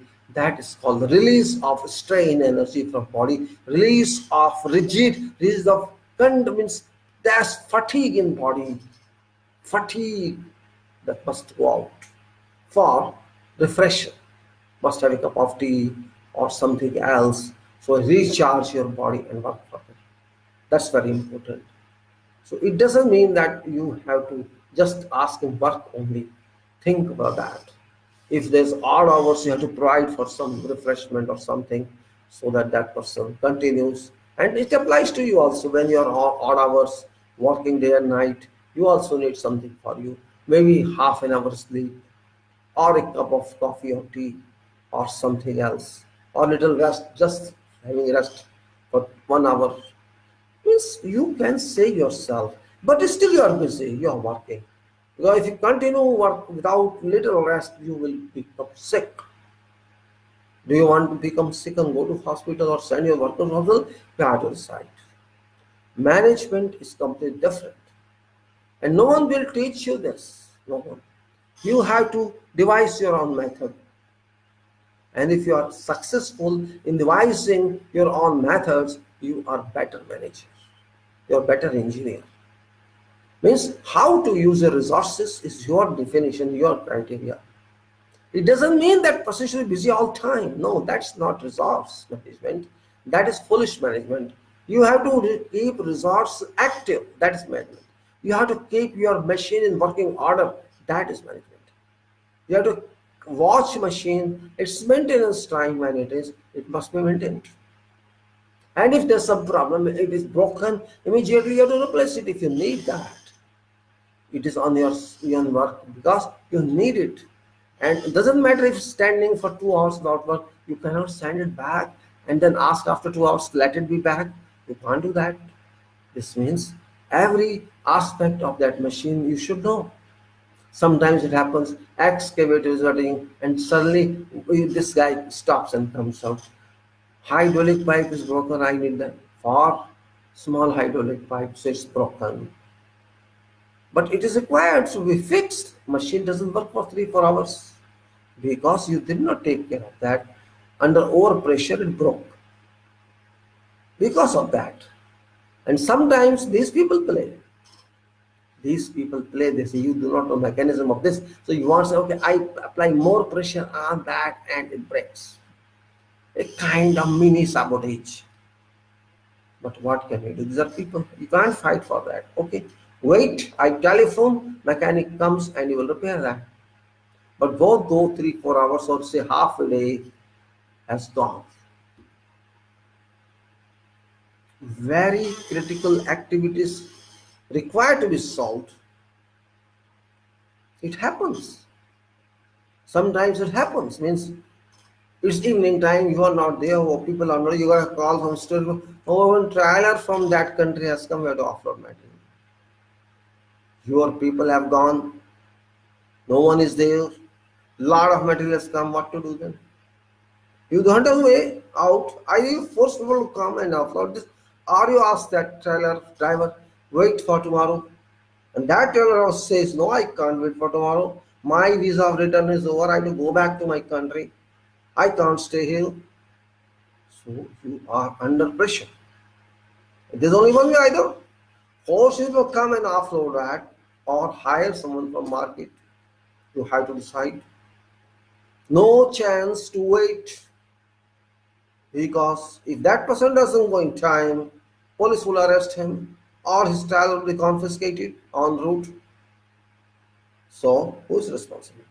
Maybe the information didn't come to you in daytime. I'm reaching lapse of communication, but problem comes to you as engineer or manager, that you have to handle this material because that material is meant for you. This happens in field. Even there's no problem, problem comes. And sometimes there are many problems and you have no solution. And sometimes there is no problem at all and you have to only work. And people don't work. Well, I'm just trying to say that practical aspect is completely different. It is building site, different problems. If it's road site, building many other problems. If it is infrastructure excavation, pipeline works different. If it's a railway station, if it's a bus station, or it is airport, or whatever, you will find immense problems. And you have to bring everybody, every resource back to one place. Human resource, equipment resource, subcontract resource, all of the material resource. You have to coordinate with everybody to come to one place at one time. If you maintain that policy, you keep it up, you go to some success. But you have to involve, you cannot leave others to work for you. And I sit in office reading my books, okay, you go and take care of site. If you just every time do that, they will understand your principle of working, your system of working, and they will decide themselves to leave this one, I will do myself. That can go against your will. Best persons that who thinks for himself, herself. I am saying himself because generally females are not available on such projects, so I am saying himself. It's not easy because you have to control budget first of all. If you escalate such timings and such resources, your budget given to that activity is overworked, exceeds its limits. Who will complete that then? How shall you protect it? There may be 150 items on that building or project, and there are 150, may say 150 allocations on budget are there, and it escalates. You have to find saving from some item, but do you think you'll find saving from some item? Impossible. Here's a loss in that because of loss of resources, loss of time, loss of human resource force. They are not working proficiently. Your machine was broken. Your machine is not satisfactorily working. These points escalate budget. There's a delay on progress. This means you have to keep an eye on budget. You have to keep an eye on resources, all resources. Otherwise, you yourself shall not become a resource. Only a handler, a storekeeper. What can I do? I don't know how. You cannot answer, I don't know. If someone asks you why you are holding this site back or why you are spending over, you have to explain. This means you must have complete knowledge of that. But how? Because I have so many people, I am busy all time, I am doing this, material was loaded. You have no responsibility to complain. Either think before, anticipate problem and have a solution.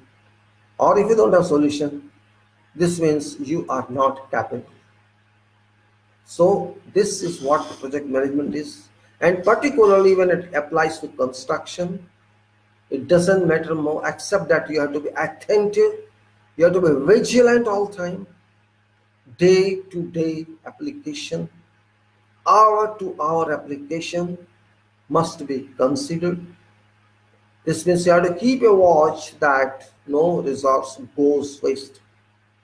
And in designs, it doesn't apply directly because they are very highly qualified resources, human resources, professional resources work. They are equipped to assess themselves what quantity of work they are delivering. It's not easy to teach them because they are experts in their designs, in their software, in their application, and I don't think they need some knowledge from someone else. If they can't do, they are incapable. If they can do, fine, but they have to understand what other people expect them to do. What I, as a layman on site, I call myself layman because it's better to call yourself layman rather than somebody else calls you layman. So as layman on my project, I expect that this intelligent person, this expert person who's is a designer, must foresee problems that I would meet on site, I encounter on site. If this engineer, design engineer, can understand that, it will be nice, it will be very good. Or I have to tell him, please take care of this. Two ways. You can't expect this, that a new designer would understand that. And you can expect by an old designer that can understand your problems. If that person also cannot understand problem, that person cannot be called a designer. Yes, he designed something, that's it, but he does not understand what design is, how it should be done. This is constructive call for designers. Better coordinate with those who expect you to better design. If design is not better, I mean to say it's not conveniently constructible or buildable, this design is rubbish for me because it should help me rather than putting me in problem, putting my steel fixers in problem, putting my carpenters in. If you cannot tell easiest way of doing and easiest simplified designs, don't think simple is easy. Simple is sometimes very difficult, then complicated one. You can complicate every design by useless detailing, but that doesn't reach its user, that is side guy like me, unlike someone else. I can least bother about that. It happens. Some drawings are very complicated. People cannot understand those drawings because it's a very complicated and confusing. So what they'll leave it behind, we'll take ourselves.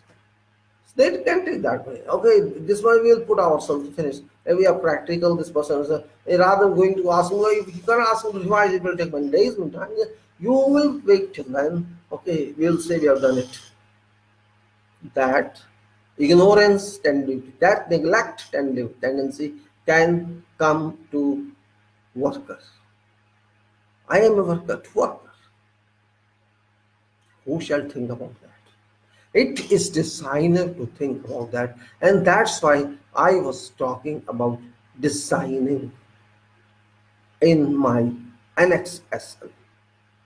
NXSL, which is high power structure for quality criteria, quality system criteria that we run, we use on projects.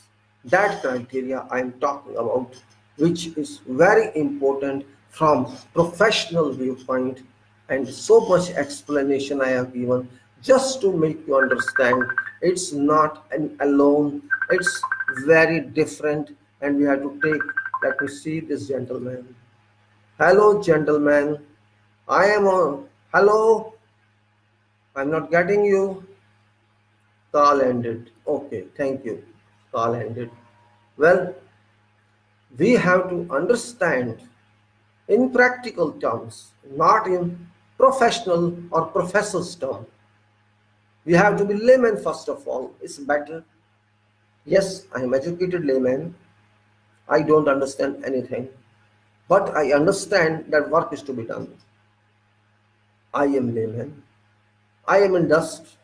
I am in sand. I am in sun.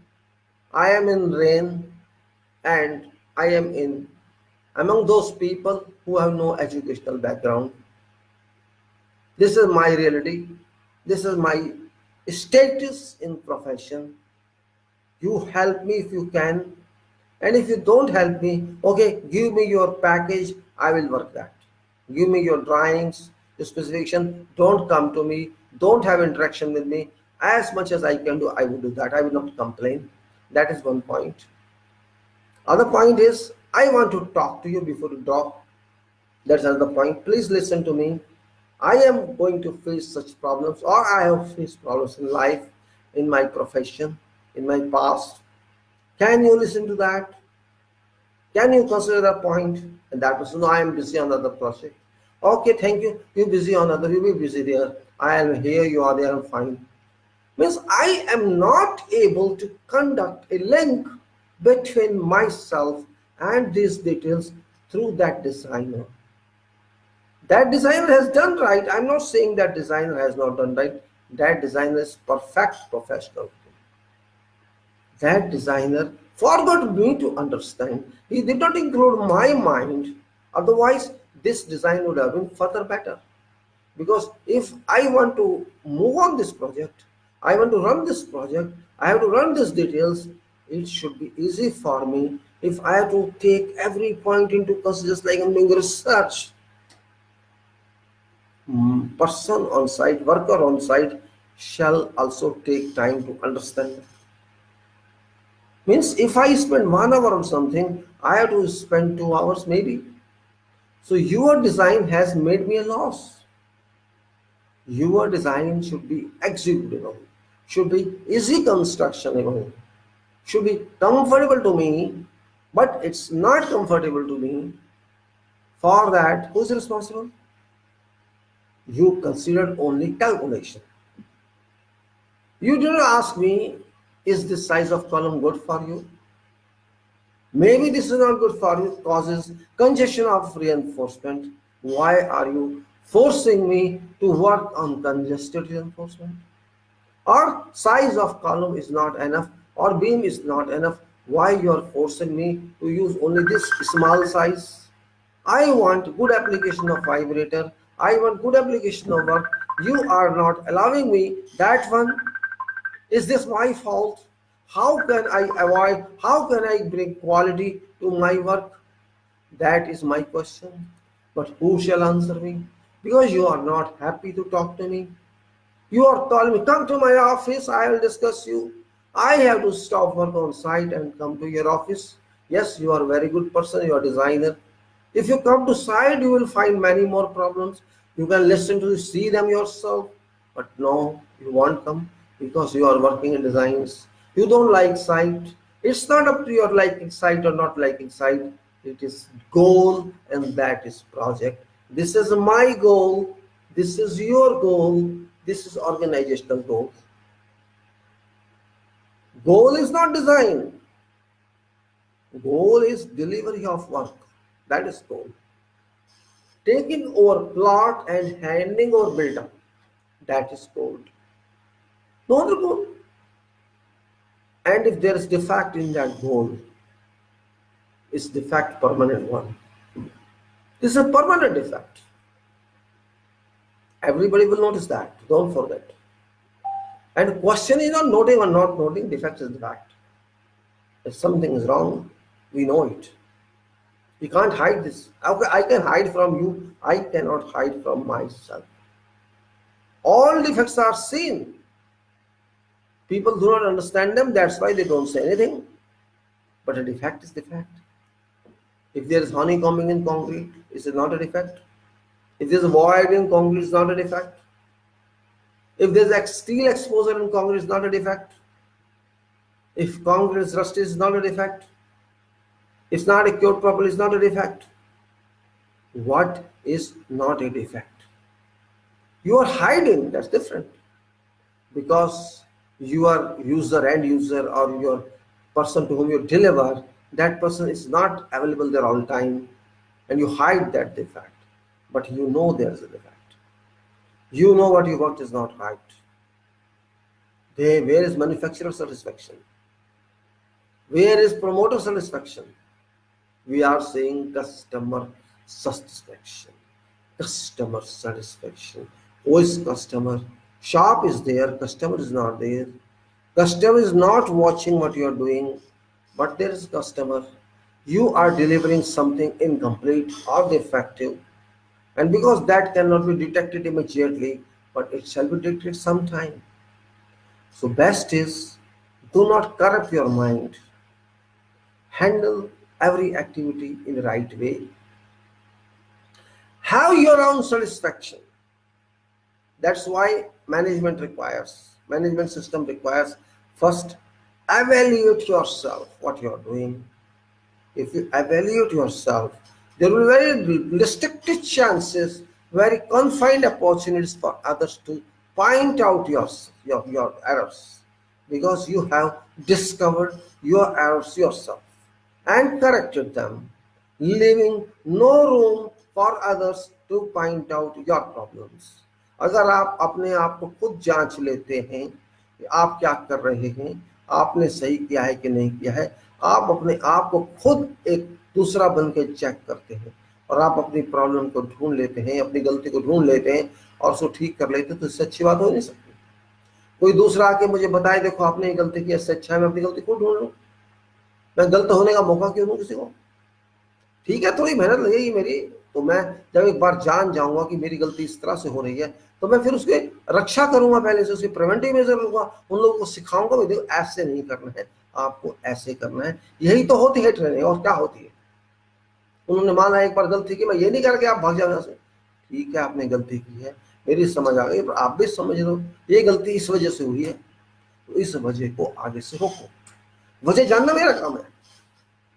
मैं ये नहीं कह रहा आपने गलती की तो पाप कर दिया, गलती हुई है क्योंकि आप काम कर रहे हैं, लेकिन मैंने देखा आपने गलती की है, तो आगे से ऐसा नहीं करिएगा, तो ये गलती नहीं होगी।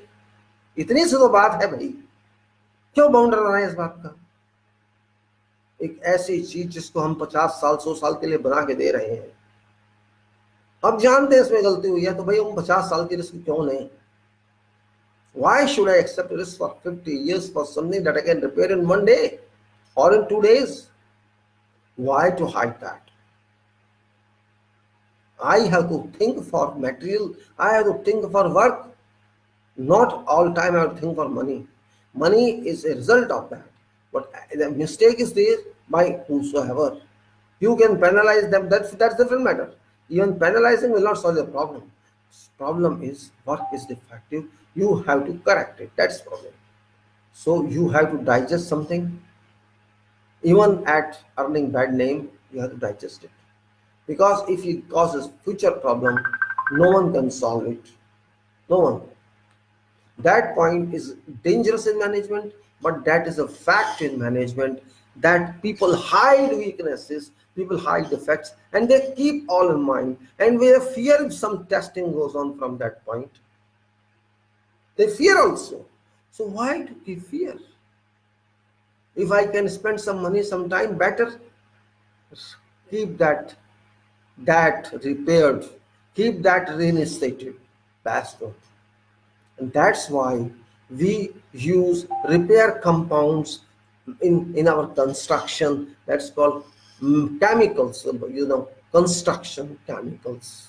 Different companies, different factories, different organizations deal with the like Fast Rock, like many others, MBT before it was, and there are so many other organizations worldwide which deal with some chemicals, and we should keep some quantity ready all time when we are in field of RCC work, because human errors and human neglect are already there, always there. So don't consider that a part of your budget to some limits. You cannot say everywhere. Means if you are using construction chemicals, this means you are intending to do that. No, that is just a safety cover. It doesn't mean you are going to use that. Yes, you are going to use curing compounds, you can use, that is must. If you can afford, I think that's better if you can use, and various other compounds. You have to use that mixtures in concrete or in plaster or some waterproofing chemical in your water tank. There are many kinds of applications there, or epoxy flooring is also construction chemical. or some type of other layer, like your membranes, water protective membranes, other membranes are going. These are all chemicals you are applying. If you are applying them, you can also keep some cover on your repair chemicals. It is not against you. It has happened, that's why we call it repair. That's why it's permissive. Why we permit repair or remedial measures? Because these happen in field. Many hands work sometimes. Many hands work on same point, same object. So we have to be supported by such chemicals. And that chemicals must be known to you. And don't shy that you have caused an error. The hide it. I have seen various sites what they do. Okay, they say some error is here at this point. Here is some error. What they do? Take some bag, fashion bag, and put here, hide it. You think that is right? You hide your error. Why? Why you hide your error? When you put some bag on that Asian bag, even if person doesn't want to notice that or doesn't look at that, your Asian is there in patches. Either full surface is closed. Okay, we may say this was done for curing, but if certain patch is there and notice comes to an eagle-eyed person, what's beyond that? And I caught many such points on various sites. But this is childish. Plainly say there's an error. There's a defect. Why hide that? Yes, it is honeycombing, or there's a void in that, or the surface is not to standards. We want to repair it. Tell me how to repair that. Your person should ask, your machine should ask, your junior should ask, I want to repair this. This has happened due to something I don't know, and we have to treat this. So better treat it. Tell who's responsible for decision and make a decision. Okay, chip it out and concrete, or chip it out, or we will put injection if so required, or some very bad chip up to you get hard concrete. Means completely eliminate your mistake so that it becomes an original part, equal property part of previous concrete. If you do that, you will sleep properly. Otherwise, oh, there's some problem at 4 locations. If that client comes or that government comes or some comes, they may point out, like, you have some palpitation into your heart. Don't allow that. Your senior may say you are making, yes, sorry, I'm making a mistake. What can I do? It's not in my hands. People did act. What I was not there. I was not applying vibrator. Foreman did not take care. There was a gap in delivery of concrete. You any reason, no problem. You can explain anything, no problem. But your concrete is good. You have repaired that. That's more important. Because it is small expenses now, later with 1,000 times expenses. So what you do? So kill error on site amateurly. Don't hide it and don't try to cheat. If you think you can repair concrete by mortar application, then you are in some other world. You are in some other world, and people do that. Unnecessarily they do that. I don't know reason behind that. You are not doing something for person. You are doing for project. And if there are thousands of batches of concrete, certainly 1 or 2 batch will not be to quality. There will be thousands of batches, sometimes millions of batches on big projects. And there are hundreds of people working. Everybody can make a mistake. Everybody. And it's not possible for you or your supervisor to be full time, constantly on watch. Everybody is human being. Maybe some person was talking on someone and didn't notice that vibrator was applied, and applier didn't know, he just slapped, I'm tired. This is what happens. Nobody causes a mistake intentionally. Mistakes happen. It happen naturally. So what I say, we have to be careful about management of such. These combine activities into bad management or good management. That's where we do. Site is untidy, say. You are not careless, you're careless about that. But don't forget, nail can puncture your feet, though you are having shoes. But soon some other part can be punctured. A nail is on shuttering exposed, and you don't watch you rising on something, and it strikes your body part. It happens. Means we have to be careful. Safety, quality, all sorts of management. So I was therefore, it's kind of combination now, design management, construction management, maintenance management, or some other kind of technical management, drawing program for some time scheme for some sort bar chart programming or critical path method CPM or program evaluation review technique or someone else that you are going to just indicate on certain document or some chart. So this they are going to do, that can be understood by only specialized persons, not by everybody. But we have to do that. We have to do that for purpose of information, purpose of communication to our client or to some other person. That's very important. But that is not exclusive. That's revisable, revisitable. You can say we can revisit that when required. So quality is something collective combination. It's collective attraction of all activities. Sometimes design is very bad, but it happens in performance. I many times told, say you are using 20 mm diameter bar or 25 mm diameter bar, which is very big from my consideration, though they are using 32 mm also. But let us discuss on diameter bar. There's 12 mm, there's 14, 16 mm. If I am happy with 12 mm, why should I use 20 mm or 25 mm? Question comes in mind. If you go to some vendor, I want steel fabrication, tell me your rate. He will not give you it directly. Though that person is not very educated, but he understands where is problem. That vendor, that steel fixer will ask you, either show me bars or tell me what is size of bar.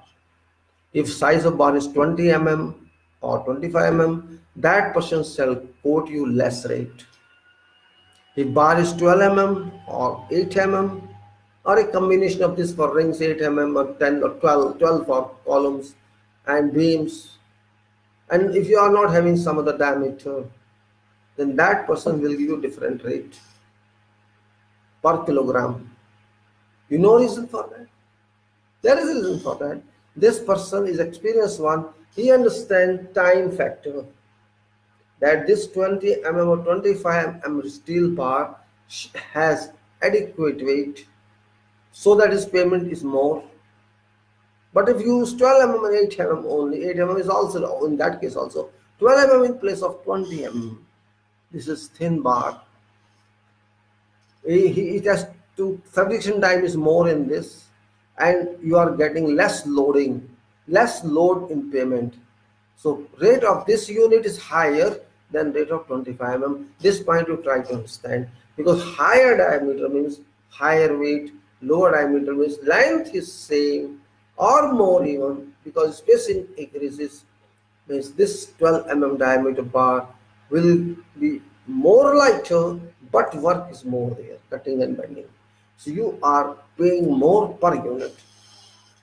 Another defect is that if you use lesser diameter bar, you can space it around in whatever way, and it can cause prevention of cracks. That diameter bar doesn't do that. And even if you are using that bar, big bar, due to whatever factor, you are using that in compression and tension both, and you are overlapping them. I understand overlapping of higher size bar doesn't work, because it is not successful. We can avoid high diameter bars, use couplers, mechanical couplers, better, so that butt connection of these bars and there is union between two, clamp between two. It clamps in equal power, equal strength as it is overlapped. So here, first benefits, congestion would be avoided in beam and column both, and it will work better because this is mechanically connected. Yes, you have to spend some money on the mechanical connector. How many overlaps are there? You have to buy so many numbers of your connectors. But this is called technical management. You are getting benefit, that you are avoiding overlap cost, you are avoiding your risk, and strength is same. So that is what construction engineer has to discuss with design engineers, that I want that type of combination. Just try to think that way. On whatever else I can, please don't detail 20 mm, 25 mm or 32 mm. I'm not going to use that. It's not worth working on site with that one. Give me 16 maximum or 12 maximum. Like that you can discuss with them. But if they so desire, because they do not think, and it means worth to talk to you, site laymen. They are designers and they believe in themselves only. But that's not right for project. Coordination or briefing with site person is very important. So that's what I'm saying, management here. I'm explaining, giving explanations and explanations just for that you can understand something. Design SL, Annex SL. I talked to you about that at length, and I think I had covered. I'll just see how much I covered in that. Let me have a check on that document. I have put these documents just for your information. I have put these documents on a site that's called script.com, SCRIBD, you know it. And those link are available here on text of this video I put in. And I also put in their URLs of some SHE safety, health and environment, the talks I have made in past. Just put those there for your reference. If you are interested to go through that, you can go through that at your time. And safety are there, and all these papers are there, and also there is some other document, FIDIC and all. We will talk later on in this. You can, if you are interested, go to see that, because I cannot see directly. I don't have hard copies of those, and I don't have. I have camera, but that camera, when this camera works, that external camera doesn't work. So I cannot even show you by camera. Maybe some other connections which I don't have. So that's what I'm saying. If you say they're only talking, we can't know what he's talking. These documents are already there. You can open and see them. No problem. And I'm just many times reading those and telling and explaining you something from those itself, because I cannot remember everything. I'm also a human being like you. I just try to refer this from those documents.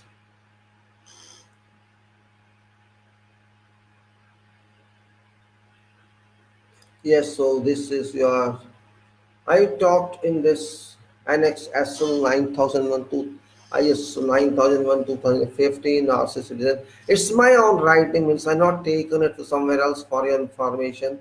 Whatever thought based on my experience, I try to give in this, try to include that in just for telling somebody, means if you are in designs, what you have to think, if you are in construction, what you have to think, if you are in somewhere else, what you have to think.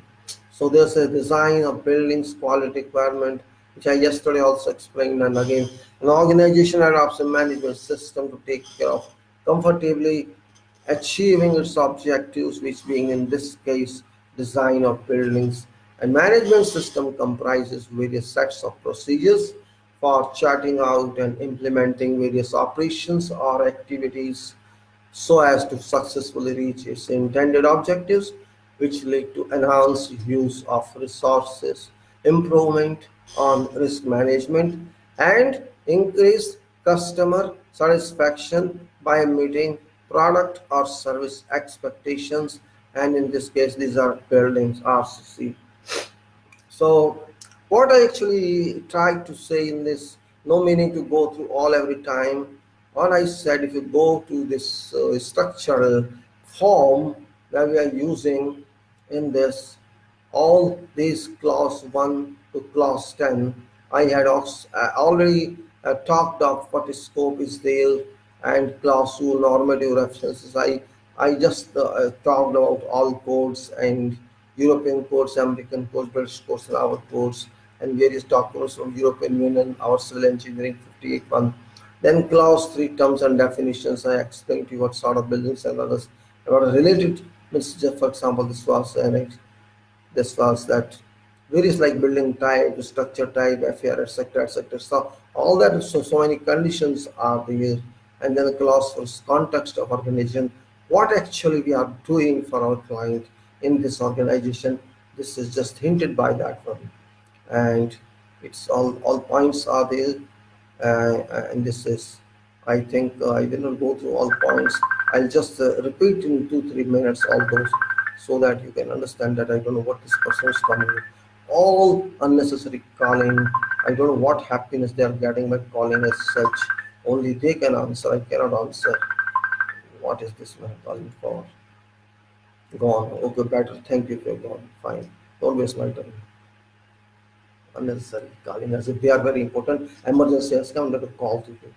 So it's now building type, structure type, FAR, etc. Each floor covered area, limit state requirement or ultimate services limit, ultimate limit service, it is serviceability and ultimate considerations: seismic zone, cast in situ concrete, precast pre-stressed concrete, concrete class, reinforcement grade, fire controls, reduced sections, non-linear analysis, linear analysis, softwares and basis of designs, estimated quantities, global structure, structural elements, schematic designs issued for information drawings, issued for building permit drawings, issued for construction drawings, revised drawings or designs, and all other necessary definitions.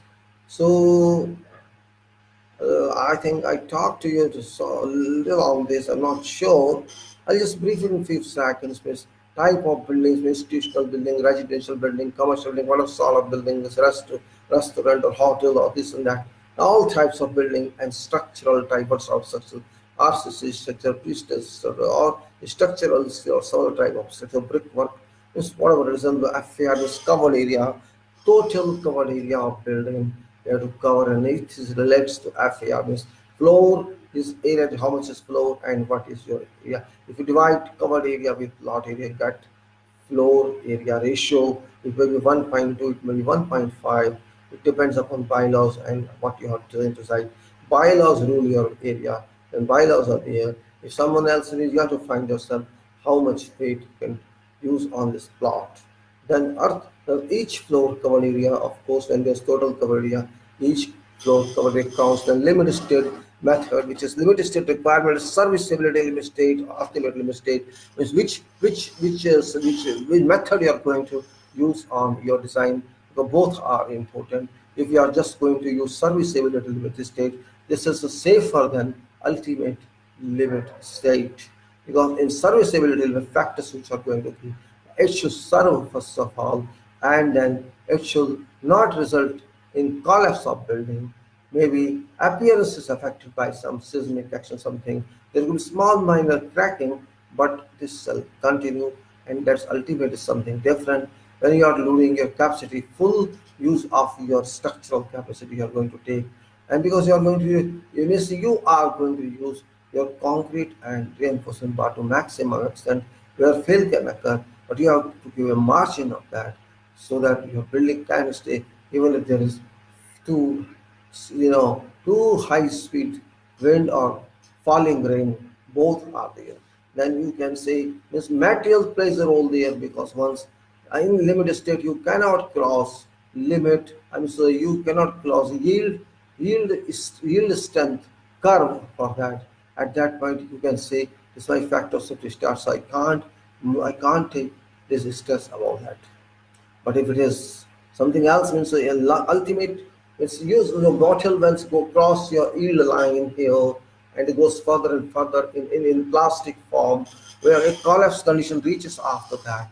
If you use building in that, that's called ultimate limit state, where you are just near collapse, but not collapse, just near that. So both are different, very complicated Java wave concept is ultimately because you are going to into different type of calculations, Then type means in powers you have to calculate. So now it's big difference between those time and now time. Whole world has virtually changed. Then you can see in this after that is the seismic zone, which is another point of importance. Seismic zone, very complicated understanding. We call it zone because this is a division on plan or map. Just a drop of water. Keep my mind throat lubricated.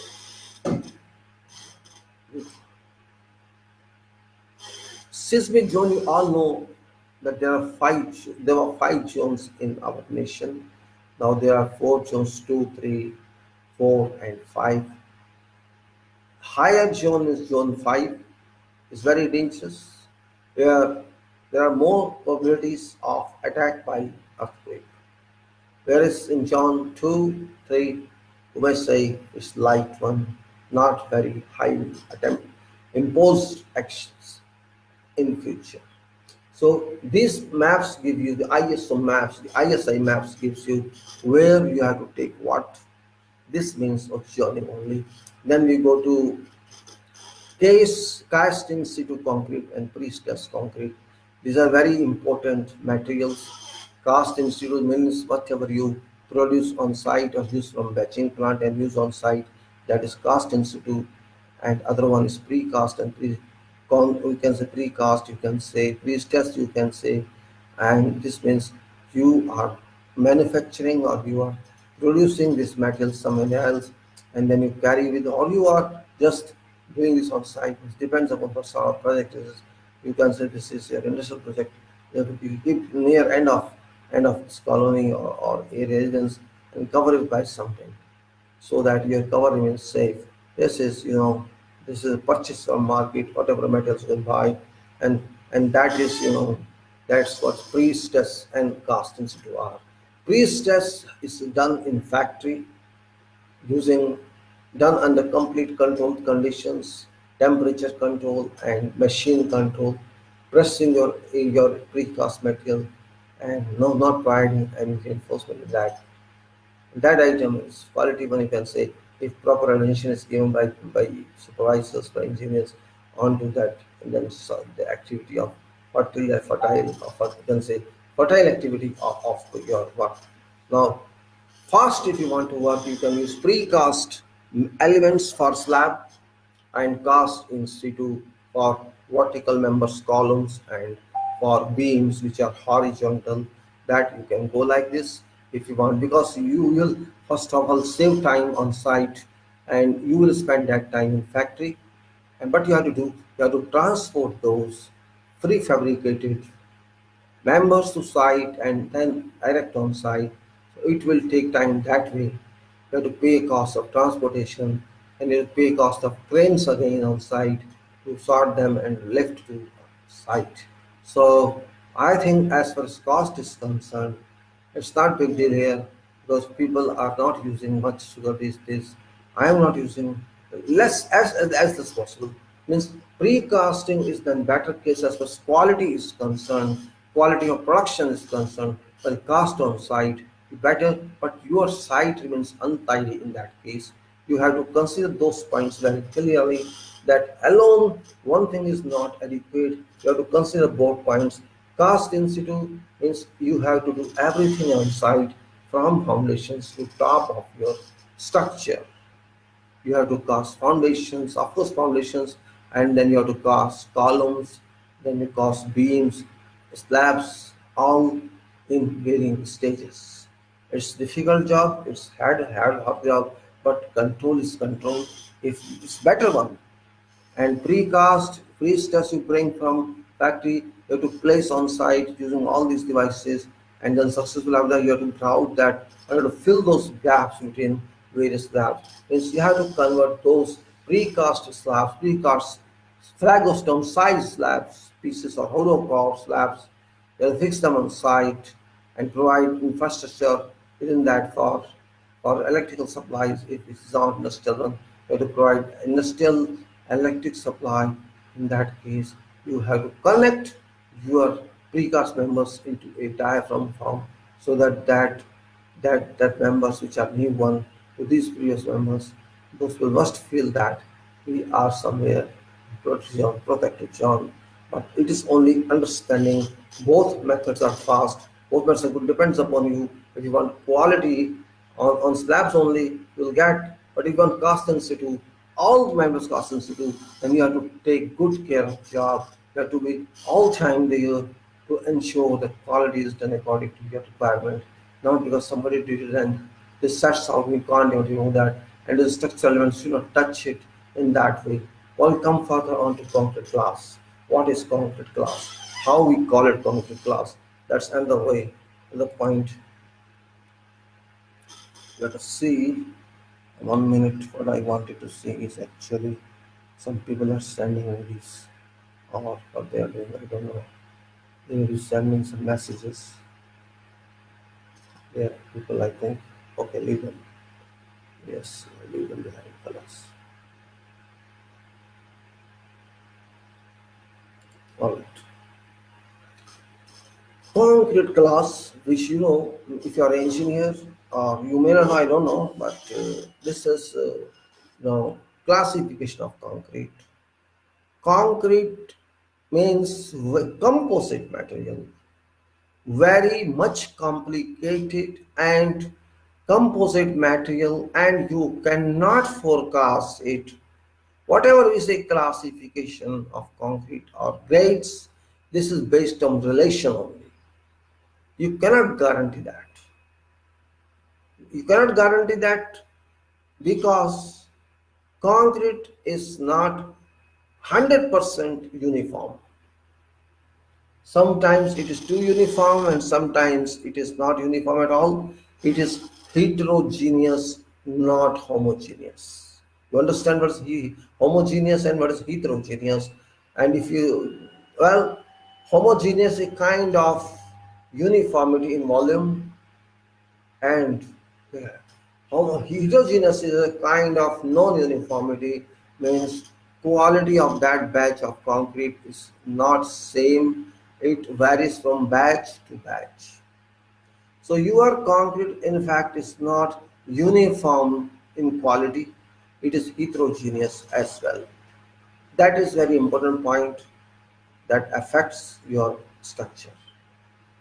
And really it's not possible to get uniform material because your coarse aggregate, like we call it rhodium graded material, that is aggregate of 20 size nominal or some other size nominal, like also 6 a kind of very thin size, a small size in concrete.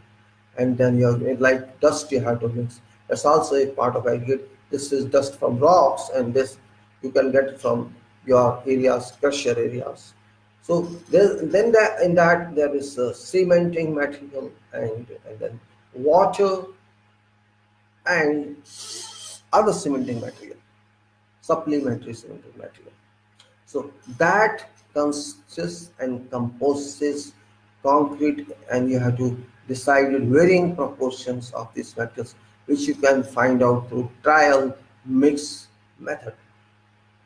So you can try some mix, given portion mix, and find results of that for purpose of future use. We say sometimes this is grade 20 concrete, 25 concrete, 34.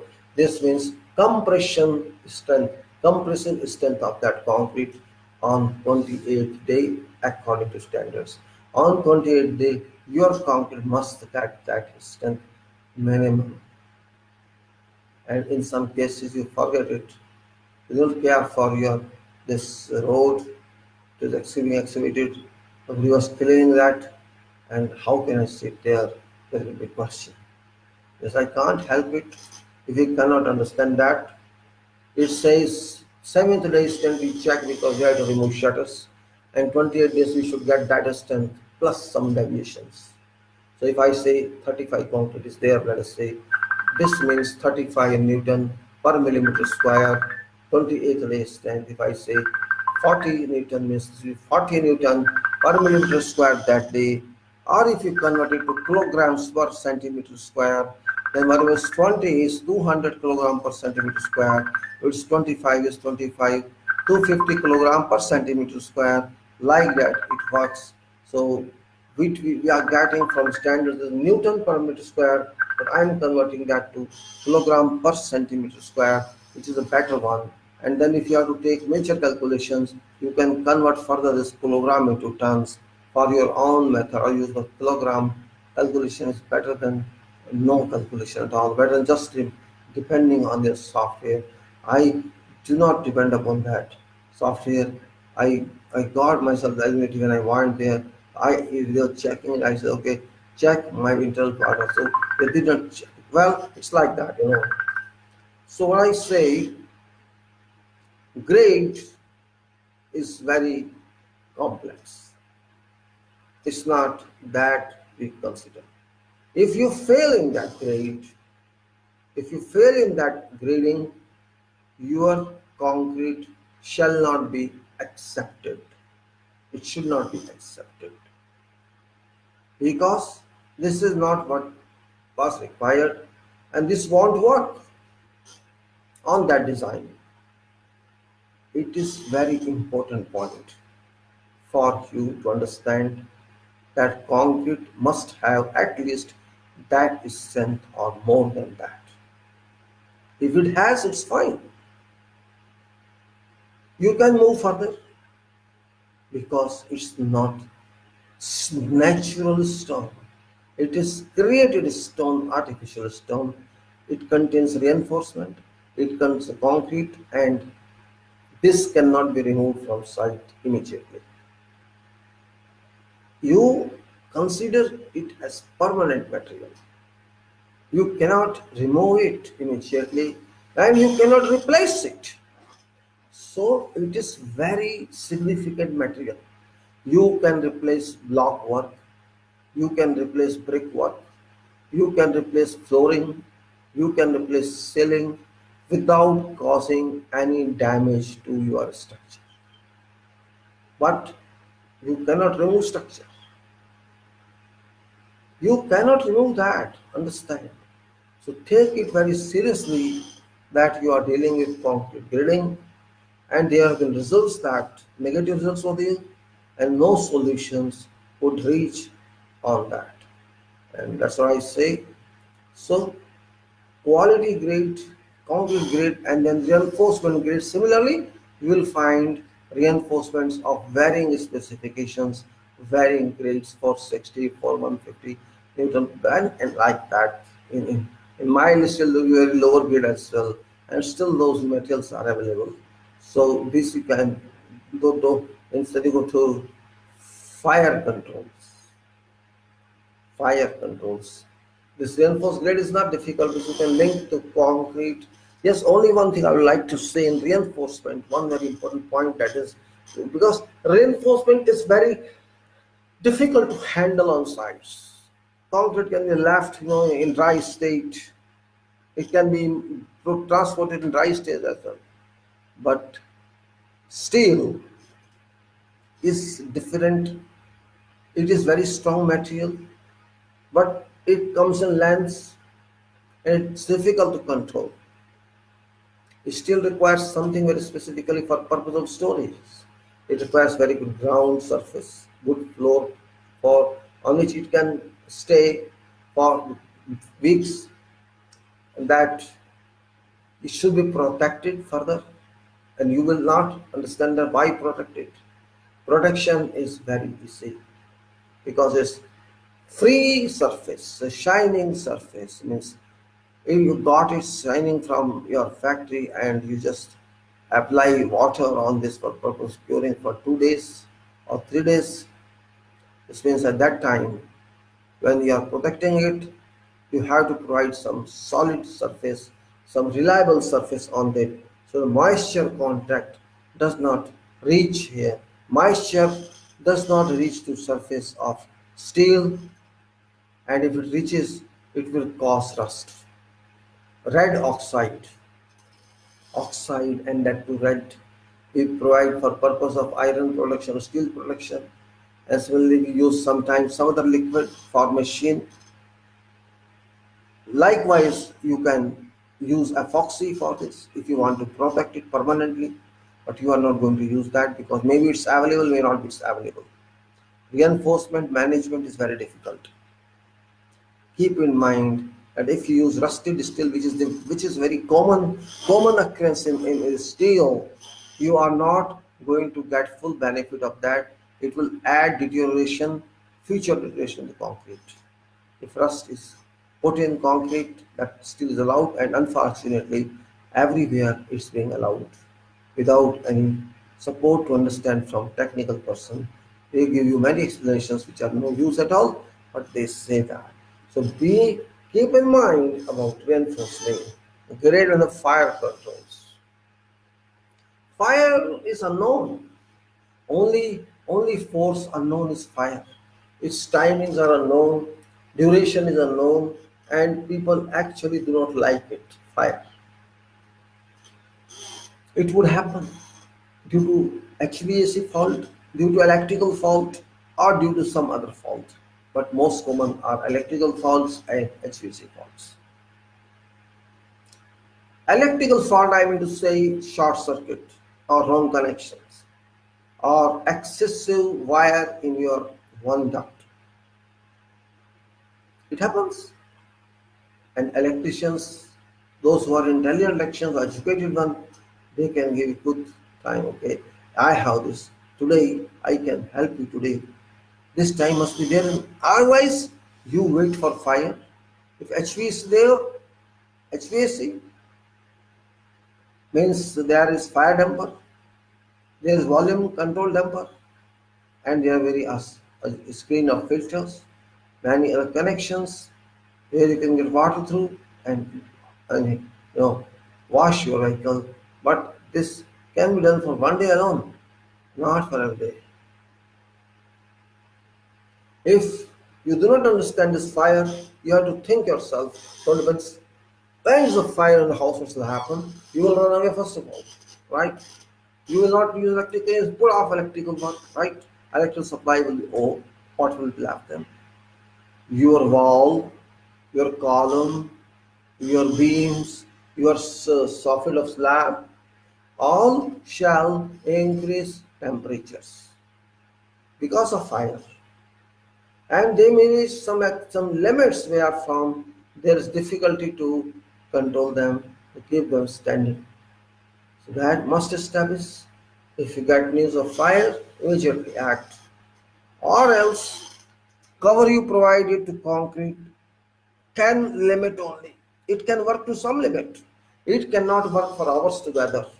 Cover, I mean to say, there is a concrete here. This is concrete, say, I have my hand, you can see or not, I don't know. Let us say some concrete is there. This wall is a concrete, let me say, I can't show you there. Well, this is concrete here. This is surface of concrete, wall or beam. Behind this is steel, right? Behind this, let us say 1 inch is behind this. This is steel. I'm saying 1 inches. It is 30 millimeter in 40 millimeter in column, not 30 millimeter. 40 millimeter in column is 4 centimeter, 1.5 inch, and generally it is 30 mm. That is around more than 1 inch in beams, and it's about 2 inch or more than 2 inch in your footings, in your foundations.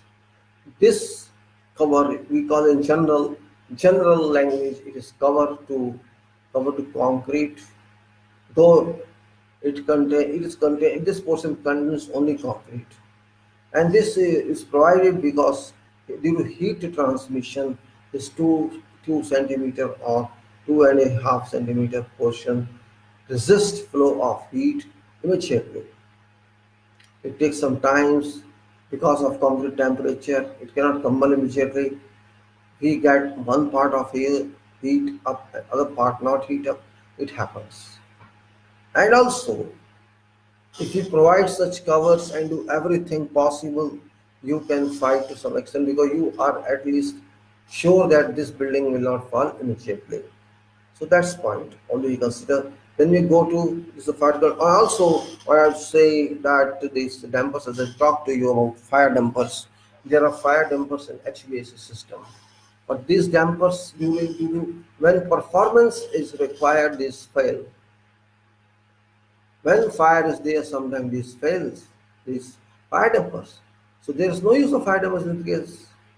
If this commodity, this article is not going to stop me, or my talks or on video when I use this don't work, sometimes signals fail, and there are so many reasons that we have to lose our time. So fire is very difficult to control, and moreover, fire is on first impact on external surface or surface of slab, surface of columns, surface of walls. This means that portion is heated up. Portion on that the surface of concrete will increase, where internally temperature is different, it's down or moving. So there is a varying temperature on surface of concrete towards inside of concrete. There's a difference. That difference we must understand why that difference is and how we evaluate that one, how we take that into our engineering consideration. There's a qualification on that, and that qualification has been understood by some and has now been understood by many. What I say is that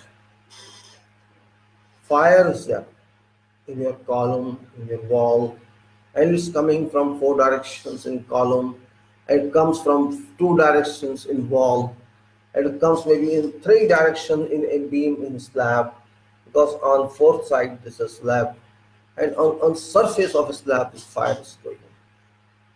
This means, let us say, for 15 minutes, 20 minutes firework stage, it increases temperature of that surface. In beam, there's a fire on three sides. The three sides are heated up. In slabs, in soffit sides heated up, and in your columns, all four sides are heated up. What does it mean? If these are in the 500 degrees Celsius for 4 hours, for 1 hour, this means your surface will become heated up and lose strength. Column all surfaces will lose strength. Slab bottom shall miss some portion of that body of concrete would lose its strength.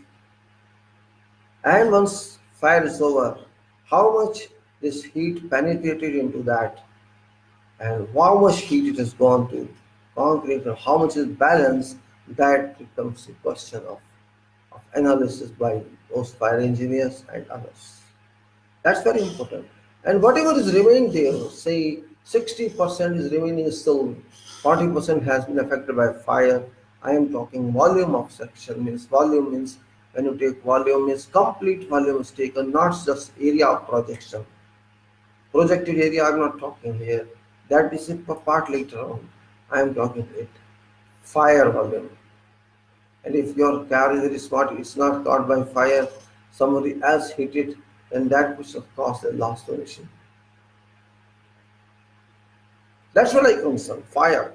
So you have to be sure that your fire section after fire must be strong enough to hold your structure, so that which is affected by fire we can retrofit that either by injection or by application of jacketing. We can improve that fire affected area, but internal section which is not affected yet by fire, internal section of column, beam or whatever, that should be taken out. If it's too small, if it's completely black or something, you can take it out from that.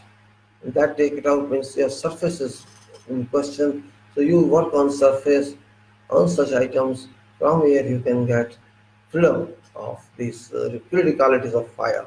So I will not explain more, and this is enough for your learn the review section. And this section which I am telling you, it's covered in that. Means let us say 60% section is left and 40% section has been affected by that.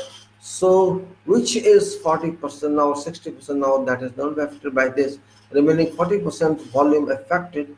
So this 60% itself is an objective now, because we cannot buy it by a way, and people are starting to buy that. So that is also important. Reduced section must be taken into consideration. If you reduce section say 50%, is it enough for building to stand or structure to stand? Then you go further on to non-linear analysis and linear analysis. What are these? We know still in Darya, you increase force. There's a straight line first on x-axis and y-axis. You can say that we say stress is proportional to strain in elastic limit. Is stress and strain are proportional, and but we know what is stress and strain. As layman, I just tell stress means if you have some projection area and you apply load on that area, you divide load by that area, you get stress of that kilogram per centimeter square or Newton per millimeter square. That is called stress. And strain is how much expansion or contraction material has when thermal energy applied onto that material. So 2 points stress and strain are, if you keep ratio of stress and strain, and you'll get what actually I'm saying, stress and strain, and you get both, and put in your formula, you'll get some formula, you'll use some formula for purpose of getting answer, and that is called strain means change in volumetric or change in left or right or change in absolute else. So that is where we say that linear analysis works up to a point where it remains no more proportional, means stress is not proportional to strain. Up to that point it works. After that it stops working there, and a curve starts from there, which goes up to a point where you feel that it goes no more from here because it has become like plastic. Once it becomes plastic, you have a little range of plastic in that material, and if you reach end of that range means you lose your structure, and if you apply corrections of plastic ions, that's then you can say something happens. So in that plastic range, material works as plastic and it goes up to collapse stage. Once you are in plastic stage, you can say that you are going to a point where building may collapse or structure may collapse, and it yields ultimately. So we calculate linear analysis as well as this second degree analysis. You can say that non-linear analysis, where calculations are very complicated, but material can be used in additional properties other than linear analysis. Linear analysis, therefore, is expensive, as well as you can say your personal involvement, just like concrete's involvement in fire. There is some constraints as well. And so we go next to software.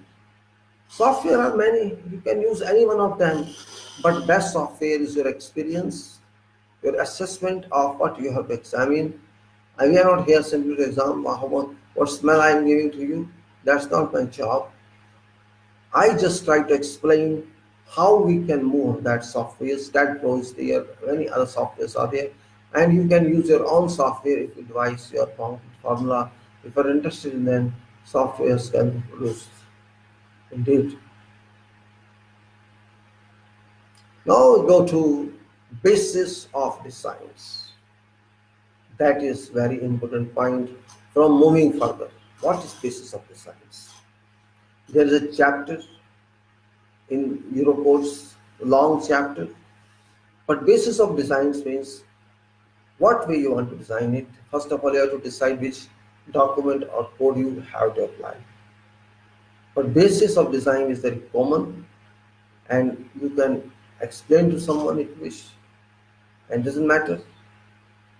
So you can say, what I understand from this, what type of design you are interested in, what sort of building it is, you want to going to use for what, and philosophy of building, you have to understand and design accordingly.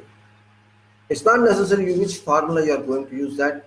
There are various formulas, their combination that we have to apply when we do something. But that's not enough.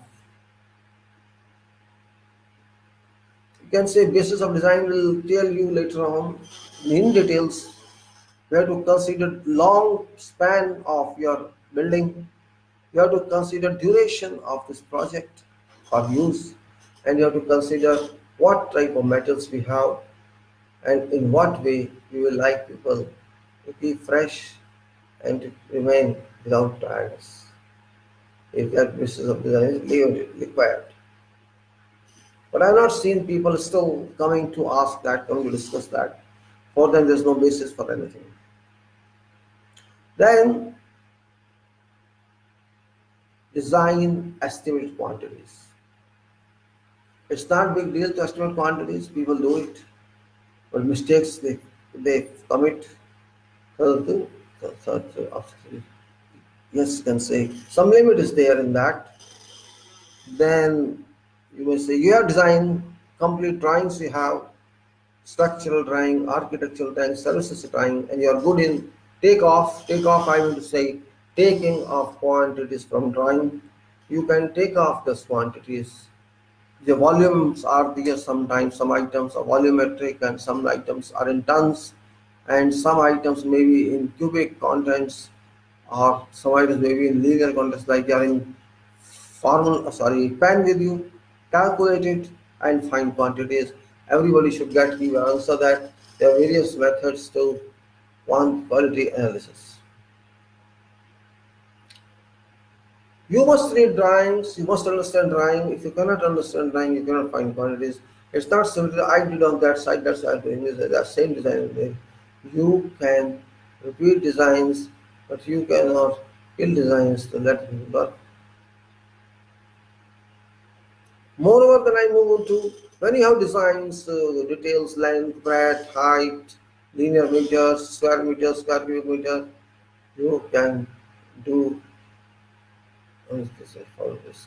Okay, no problem. Quantification is not a big problem for an engineer. It will very easily. You have done it, then chug it.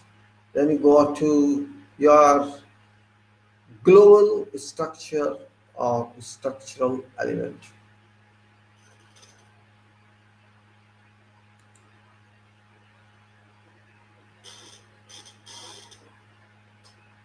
Yeah, let me say.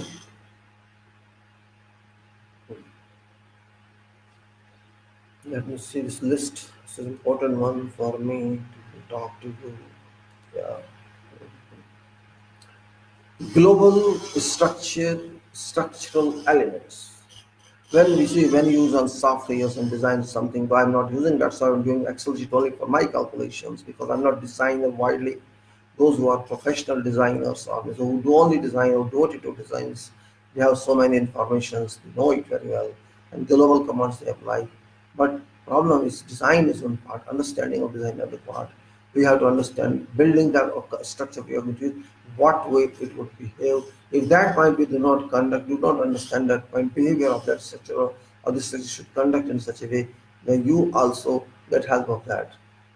If that facility you don't have, you can't use this. You can't use that command or that something for yourself. It's very complicated work. Many trials are made, loadings are applied, some and answers are compared, responses are compared.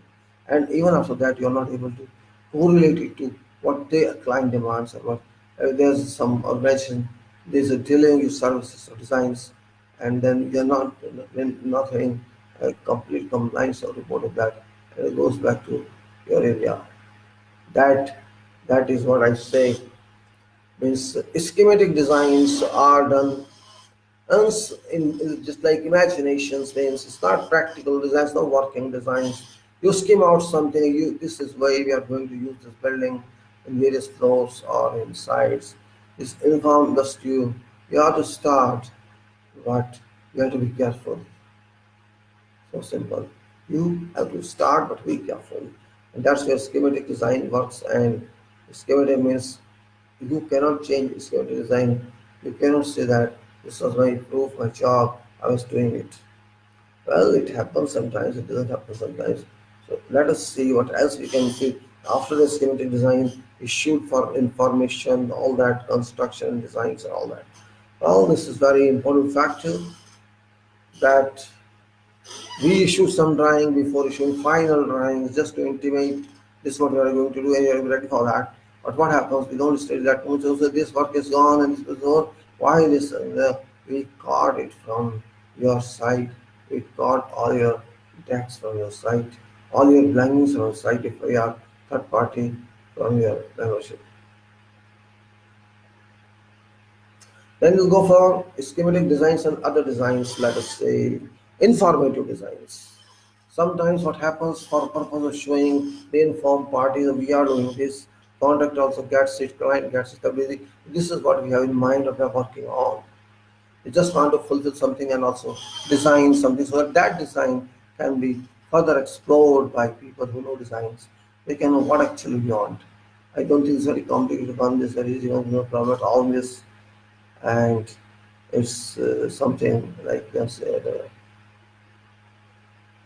Then informative drawing, construction drawing, this drawing, that and all drawings. Information drawing comes, you cannot do it. Then they can say another drawing comes as issue for construction, you can work on that drawing. And then the building permit drawing before all this drawing, you are getting issued because this is another drawing, there's building permit drawing, which drawing is used for purpose submitting your application to authority or municipality, whosoever is responsible for giving a permit. They will not scrutinize it because they are ordinary people. They say, okay, we are recorded it and will sign for means no responsibility at all. Then you can slap this. Permit drawing means only architectural drawings indicate to 60 times they use and they will building permit depending on the conditions of this permit time. This may be valid for 1 month or 2 months. And if don't start means you have to finish that building. There's a 3 year certification, 2 year certification. You have to finish that design and MRT in so much time. And this and this drawing package, permit drawing, information drawing, and construction drawings, and then revised design itself. All are there. And on top of that, after these drawings are issued, working drawings are required to be produced based on revised drawing all time. And there are so many other definitions in this design which do not directly relate to, and that is also specification, you can say. There's also method statement of designs and many others. So we go on to now our you can say context of organization. So simply context will say that we have to do design so simple. We have to write a specification so simple. We have to tell them how to do the maximum they can give. So this is what they say responsibilities are. This is public responsibility, professional responsibility. You have to organize in such a way that you issue your design successfully whenever required with support of technocrats, support from others. And according to field report, according to your input given to us by organizations. Then you can say design and drawings are her, and this is then you may say that context of organization. So your organization is a design engineer, so you can say kind of designer, and you are there in public, you are not taking responsibility, but you are responsible. Don't forget. Because our police people are not that level intelligent that they can find what we have to keep with us and what we have to throw from us. So don't pull up everything, pull up in records that you need, which document you still keep it on record. Otherwise, our systems maybe they are not able to go home. Then I have talked of drawings and sketches and all that. Then you may move further on that, and that is what I say.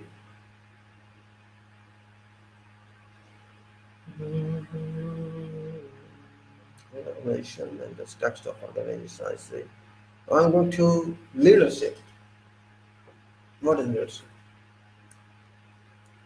Lead role of designer. That's very important point to understand. What is leadership in designs? Can you understand? You got a job or you have to get a job, that's also leadership. If you are design engineer in charge and you can't get business, then you know what happened to them. Very well you know that. They will also commit suicide. Maybe I'm telling that. I'm not sure.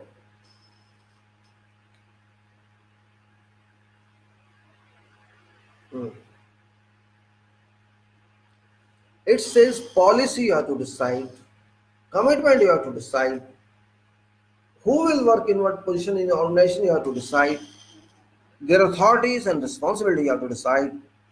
This is your internal matter because you have to monitor later on also. Then what is that? You say emphasis on leadership.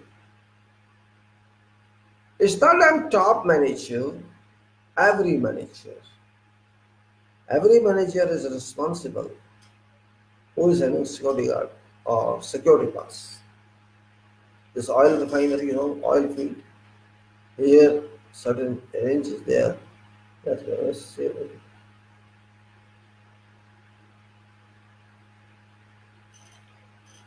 Leader in design means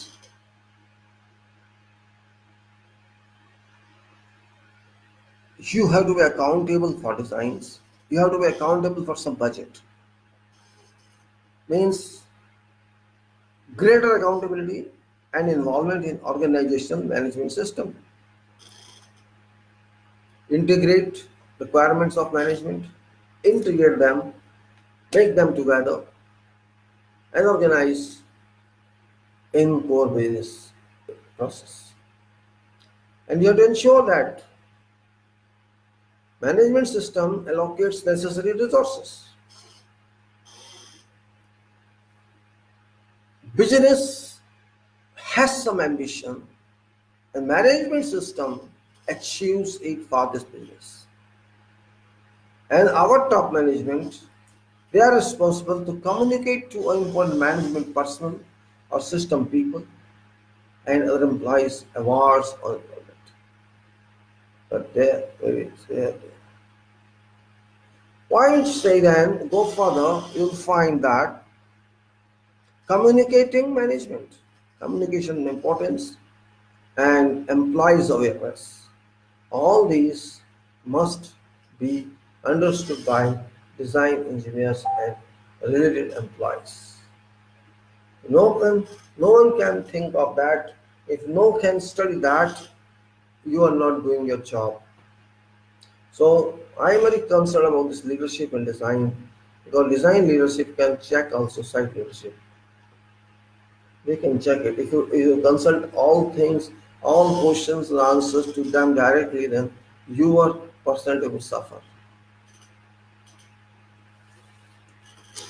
So what's the all partners in designs, all partners and heads and leaders and whatever they are doing in this organization of designs and their policy of management and work schedule and principle of first time every time all designers must work. That is idealistic situation, but this is not happening and may be happening at very lower scale. They go to policy decision by management or leaders, how work should be done, and it should be done first time every time. If you are extra having age, you can then, if you have abstract of nature, the extent of computers you have, laptops and desktops. So you can say that leadership cannot move alone. Leadership has to decide means who should do what work. And if ever you are working, you should not attempt wrong work.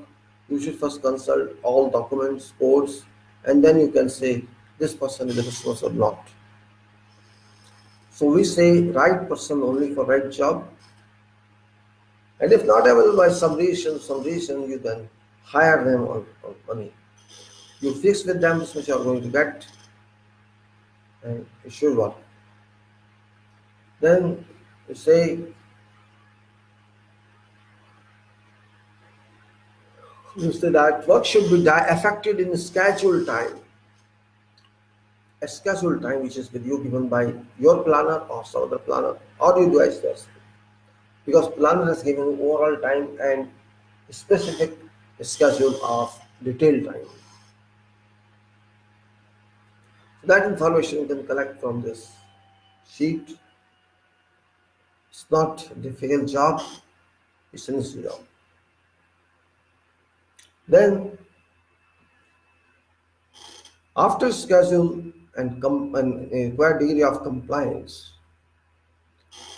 error-free work, error-free work to maximum extent compliant and felt that there's someone who is error-free. Error-free, it's not easy. In calculations, there can be errors. You must find. And if find, only find answer. Only find is not your capability. So we have to protect that from errors. In design, one error can cause hell.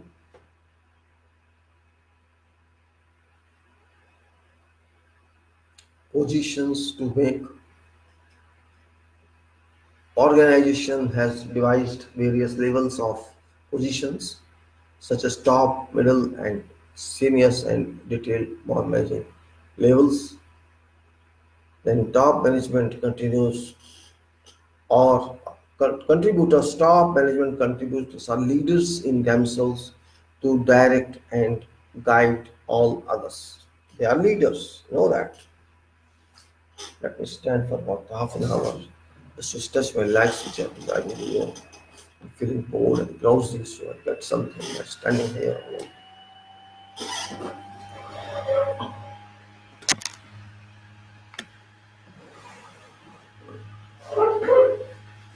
Just a minute, yes.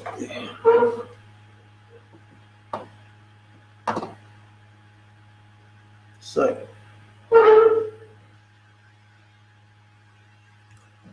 So, I said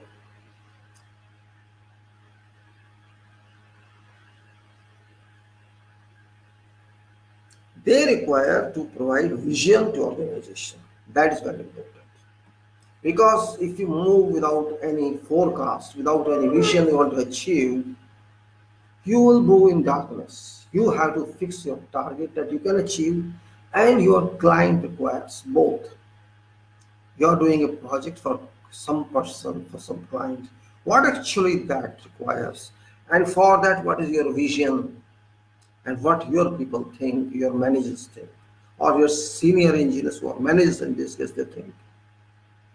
Then keep all personnel all times motivated. They should not make themselves liability. They should find movement further and further in profession so that continuity is maintained and there should be no disconnection in work. Policy of organization is very important point. What should be policy? How we have to maintain that, and that guides everybody, not one person. You decide policy yourself, you have to follow that. You cannot say my policy is different than your policy. It is organization policy, and to maximum extent it should comply with. You must respect that organization policy. Then effective and objective role of your on your job, that role must be in line to that management policy. Now, detailing is very important. Detailing of designs takes time and it requires mental energy because of coordination in designs. And if you miss that, because you miss it, today you did planning or some layout, It took you about 2 days, 3 days, and then you did another job, you forgot that. Then you are starting design again on detailing. You are working on detailing. You forgot what you thought that day. This means you have to recollect because that's very important. There must be some reason why you are going to detail. There was some reason why you're going to some, for example, you're going to some illumination, flashy and parapet. There was some reason. You're giving some other work. You're putting a neoprene plate on machine foundation, let us say. There is a steel plate there, and on top of this, a neoprene rubber, neoprene, that member stuck to steel plate, mounted on steel plate, and how to connect that to concrete base. That detailing is very important because without connection, this will slide when vibration affects. So you must take that point. You understand what I'm talking about? I'm just giving, I'm working on steel detailing to prepare how to prepare a isolation arrangement in machine foundation where you're going to vibratory equipment on that. Vibratory machine on that, for example, generator. Generator for electrical station is a big machine. Compressor is big machine. These are vibrating machines, dynamic machines. Require These require isolation from foundation basis. So that isolation is very important. That detailing is required according to manufacturer's instructions, and you must have manufacturer's instructions of requirement. What is RMP of this machine? What is, you can say, operating speed of this machine? What is the natural frequency of this machine? Operational frequency, natural, means so many factors. What's resonance probability in this machine, which is a very dangerous one. All these factors we have to consider when we detail up, and you must have all this information. Detailing is not easy, and if detailing gets defective, it shall affect sight. Well, just giving a reference of that. This point must be considered. I'm not going to detail that one. It will take time. For going to detail means you have to go through designs again. And then this means where was, yes, they need not involve details. They need make sure that required resources are available. Okay, they need to that personals at all levels, no respect to job activity. So that's all. Then how to write. Line work is one thing. What to write, that's important. Means if you write excessively, your detail will not accept that because it's very small sketch. If you want to write essay on that, that's not possible. You have to just point some right points on that, but that point must be clear. Even if you make a noting on that, that must be clearly communicated. And it depends. And those who are new, they must be taught. Then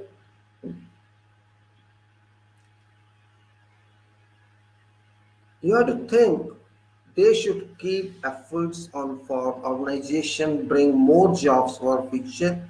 Easy working means you get more jobs certainly because your design is fast, it's economical, your thought about that, you use good material, and you can repeat them if required.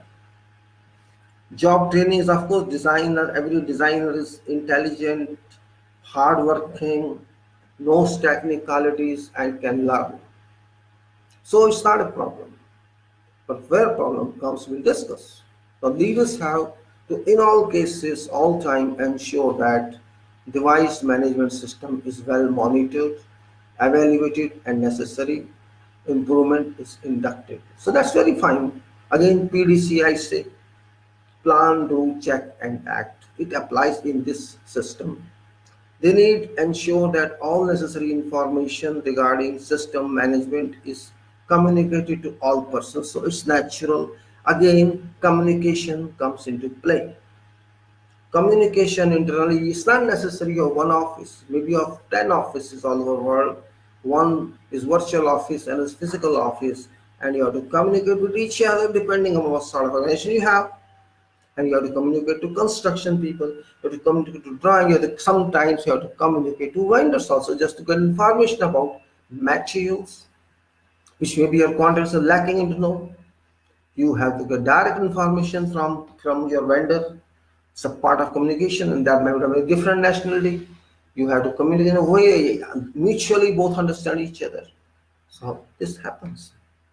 So leaders need to ensure that all clients or respective owners are well aware that organization has been complying with NEVA requirements, updated technology, or NEVA rules, and duly updated so that it's easier to participate in those update of technologies or new designs, to manage designs, because without that you cannot say we have updated our knowledge or this is value added. Let's go then to planning. Here again, planning. What actually planning is very, you can say, different understanding subject. Planning is sometimes very complicated, as well as we call it planning, but such what I understand it's programming actually. Now because programming has gone to software, so people generally use, somebody says it is scheduling, somebody says person is a planner, means confusion. Ultimately, I call it practical control, you can say. Control of time.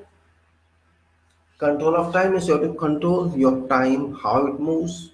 That also can be called. And if you control your time, means other controls are automatically imported.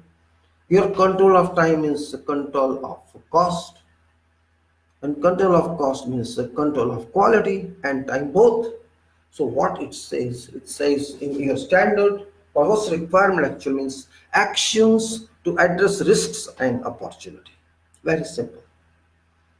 Means when you think of something, we have to think of risks also there. Otherwise, planning would not work. Risk means risk of delay, risk of accident, risk of non-availability of material, risk of non-availability of resources, not one but many. And of course, opportunity. If everything is fine or something is not fine, opportunity to understand, opportunity to make it better, and management system objectives and planning to achieve this objective. So which points should be considered? Let's focus on that. Bring risk-based thinking to front. Planner is not simply bar chart draftsman.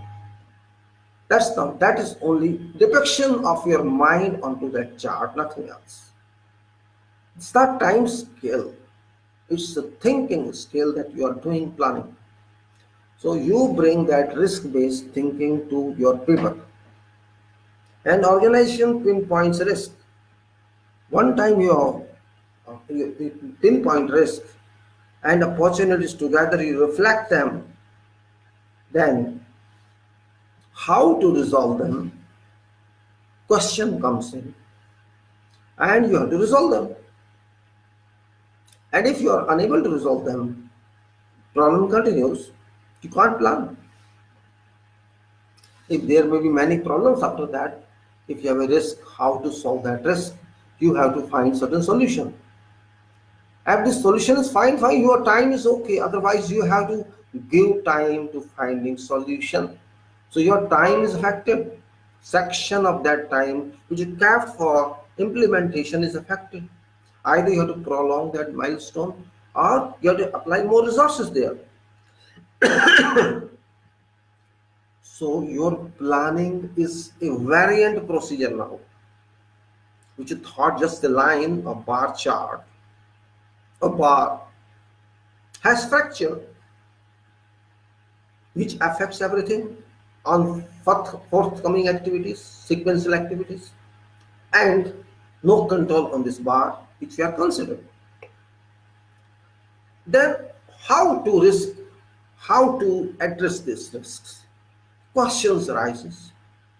Who is responsible for that? Who will do that? What shall be done? And what method we shall apply and what time? These must be considered critically and decided. And because we know risks now, we have understood what risks are in such type of activity or in such types of project, due to market or due to some other way, other factor comes in, or absence of material of that type, or we have to place alternative material. Everything should be known before we decide about that milestone. Maybe it's long lead item, who knows? Let us see, go further. So you can think of preventive measures you have to apply because you know in advance about risks, not during work. If you know this only during work, this is called accidental planning. Accidental planning. Then you must say reduces risk for corrective actions later. That's what I'm calling accidental planning, or impact during work due to planning is reduced. And objectives of management system should be measurable, communicated, aligned to management system, policy, and updated as and when required. So let's move further on this, what it speaks about. Let us say, it says, what points can be considered,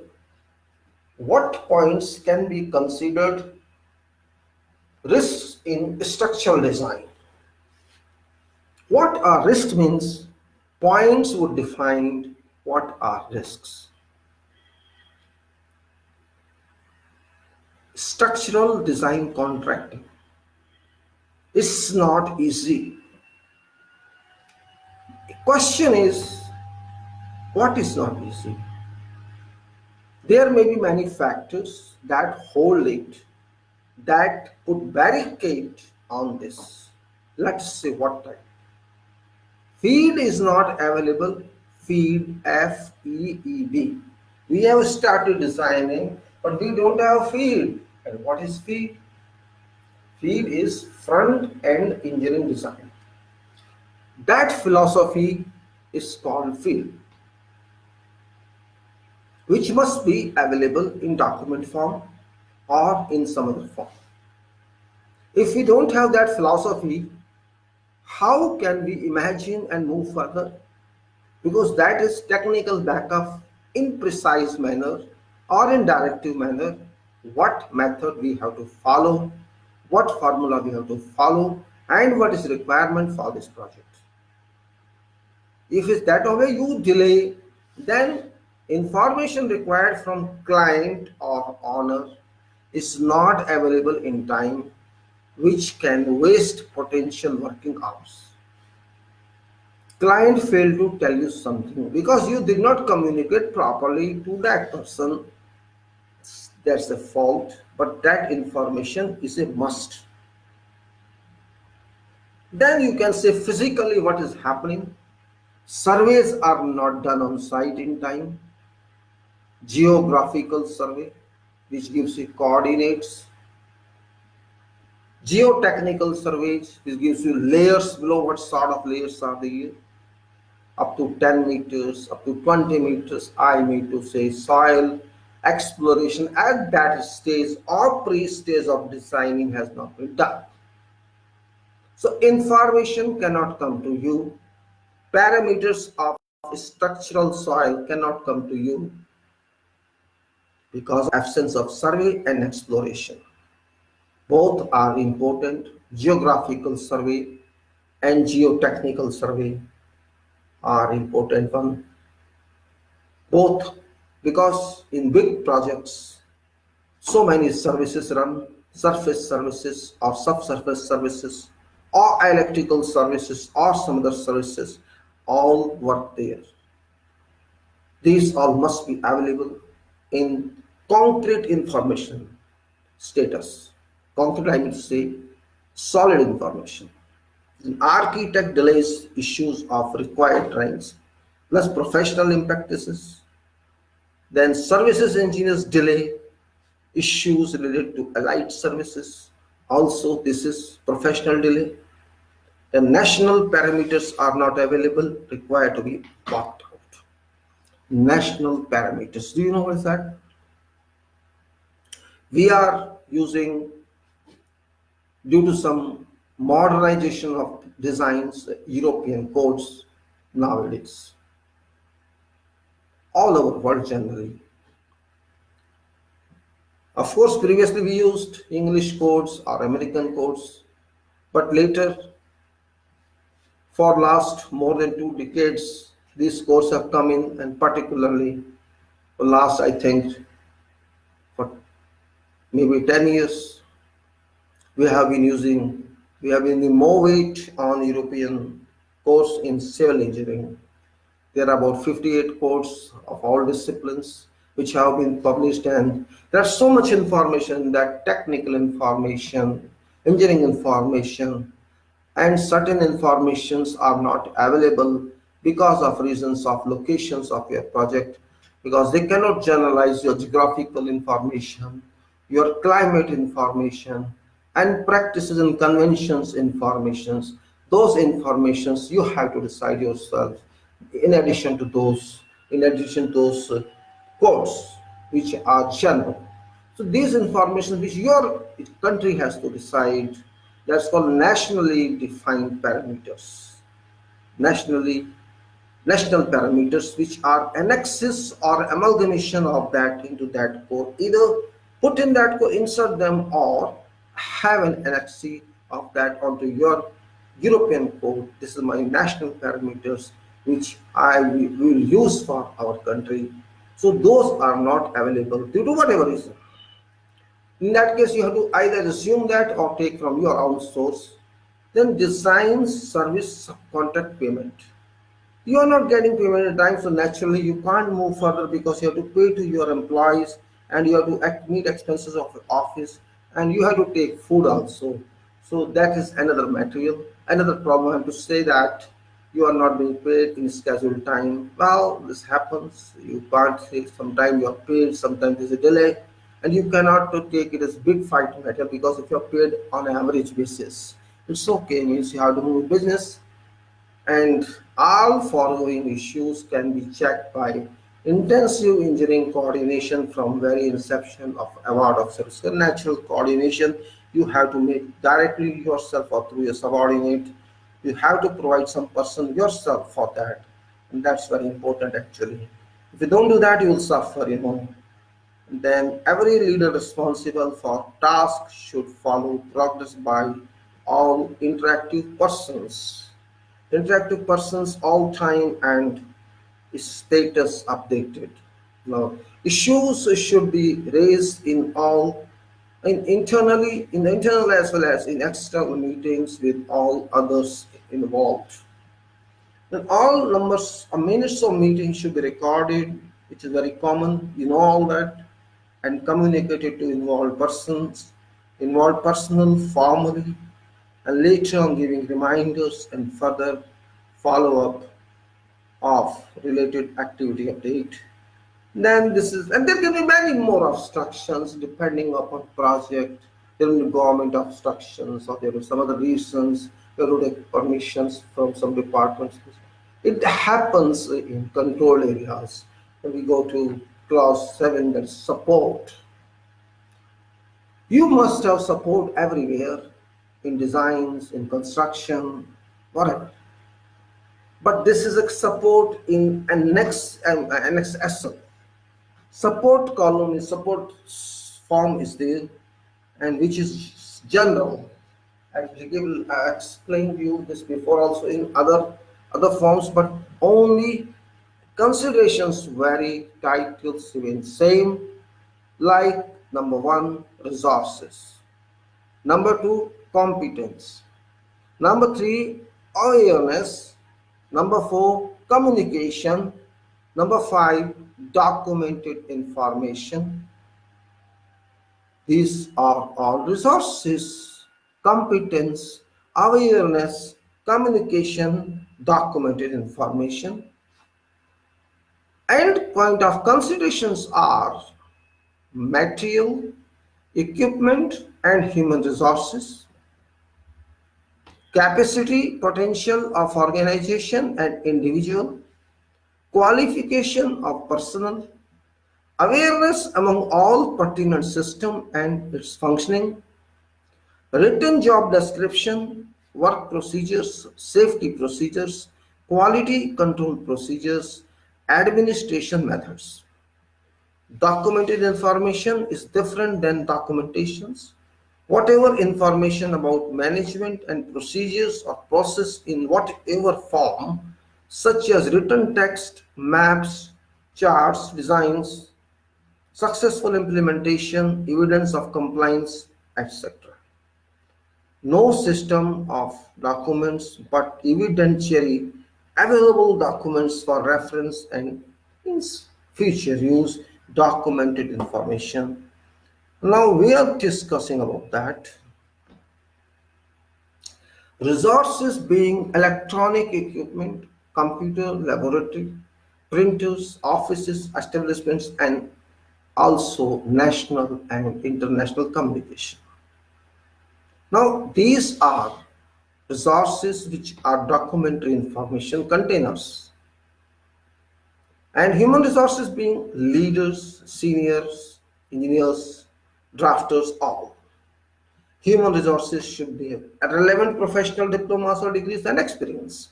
That's called competency. And leaders and seniors should have required registrations with authorities and institutions as required by law of land, and personnel should have adequate expertise in respective calling or discipline. Person should be inducted with required information given understanding regarding management system, its relative risks and reduction of risks, and should communicate for all significant activities, and leaders need ensure working of complete effective coordination communication. All information and communication should be recorded properly to demonstrate that system has been adequately complied with. No superfluous work should be carried out if not so required, but essential activity or operational tasks should not be missed. Additionally, outsourced support should be used in case required, keeping in view project requirement. Means you cannot just go easily. If you can't do it, use external source if you don't have that competency with prior approval, of course. Then we'll move to next one, clause 8, that's operation, which is also very important because without operation no work can be done. Operation is a must for delivery of your results, delivery of your product. And it's saying requirement, planning and control, operational planning and control, and considerations are in-house processing, outsourced processing. Overall process management includes adequate criteria to control these processes, manage planned and unintended changes. Now in RC designs, just hold on, let's say scanning was over or not. Let me see. Yes, it's over. Say close this. Okay. This is file. Safety file is also over, so let me close it. All right. Okay, we move further. Yeah. In RC designs, it's common that in-house process work adequately to completely work out all operations from conception to delivery of design documents. Outsourcing may be affected for certain essentials for which there is some shortage in house management. Well, it's optional, up to you. Leaders require necessarily as part of job description to ensure that all operations do well in all respects, including original production of designs, checking, proof checking, and then certification of final product.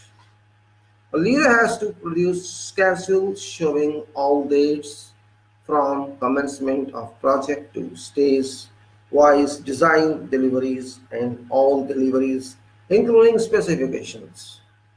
Whatever changes are required to be incorporated should be incorporated and affected during all stages so as not to repeat any task. Repetition of task is wasters of time. So next is clause 9, performance evaluation. I think I want to complete this chart today. It's very important. Now clause 9, performance evaluation, which says monitoring, measurement, analysis and evaluation,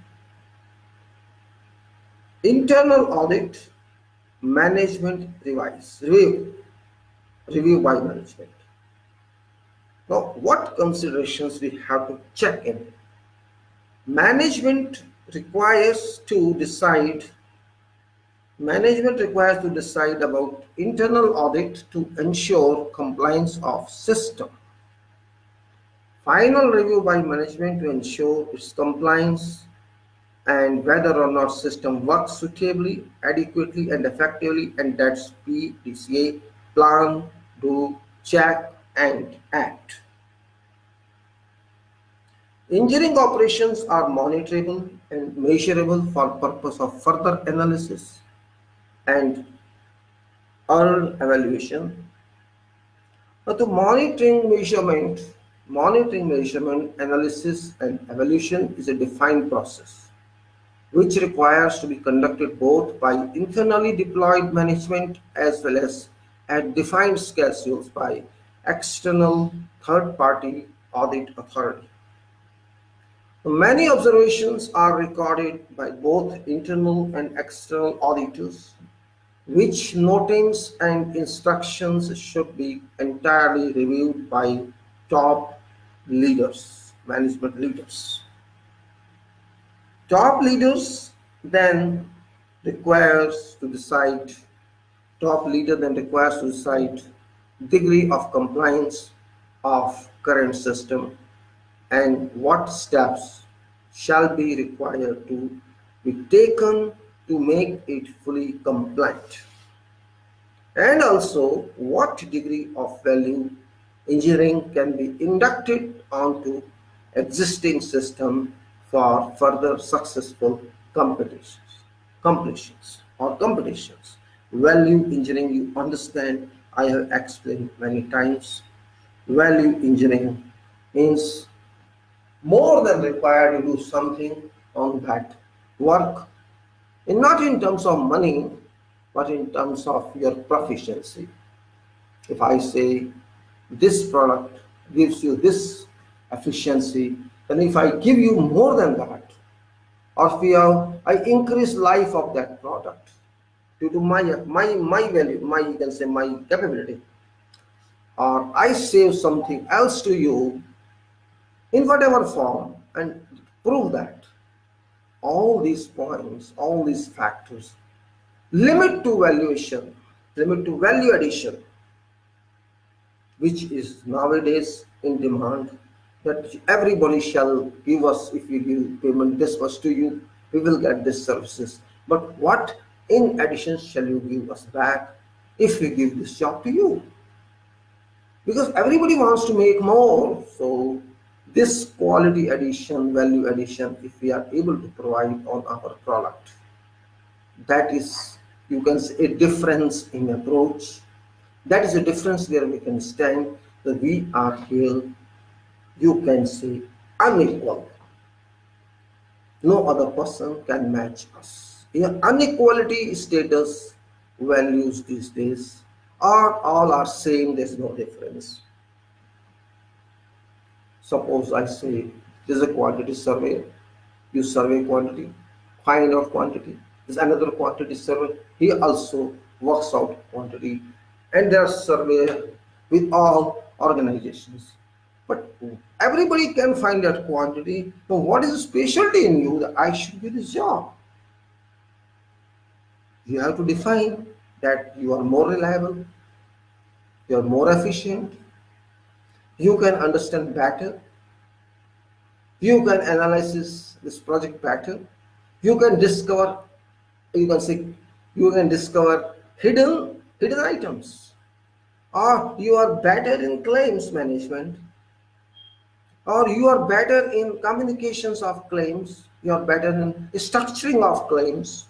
Something should be there which is different, and that is we are with difference. That is called value. Then we go to 10, class 10, and improvement. Improvement is such a word which never dies, which never terminates. Your life may terminate, but improvement moves on and on and on by someone else. That is improvement. Non-conformity and corrective action, continual improvement. These are very simple. In changing business environment, process and objectives vary. We know that. To meet which requirements, continual monitoring, evaluation, and improvements are must. I can on to page one. Then, now, as stated earlier, I said technologies keep on changing, and as well as business keep on changing, business environment keep on changing, which makes it incumbent upon every organization to keep pace with market so as to be at required standard mark all time. Now, this requirement of review of non-conformities resorting to corrective actions for charting out corrective actions. Very important one. Such making and evolving keeps system frequently updated, and all involved personnel continue, learn and update. All leaders require share improvement responsibilities all times at currently running projects and adopt as lessons learned on future projects as past or historical preferences.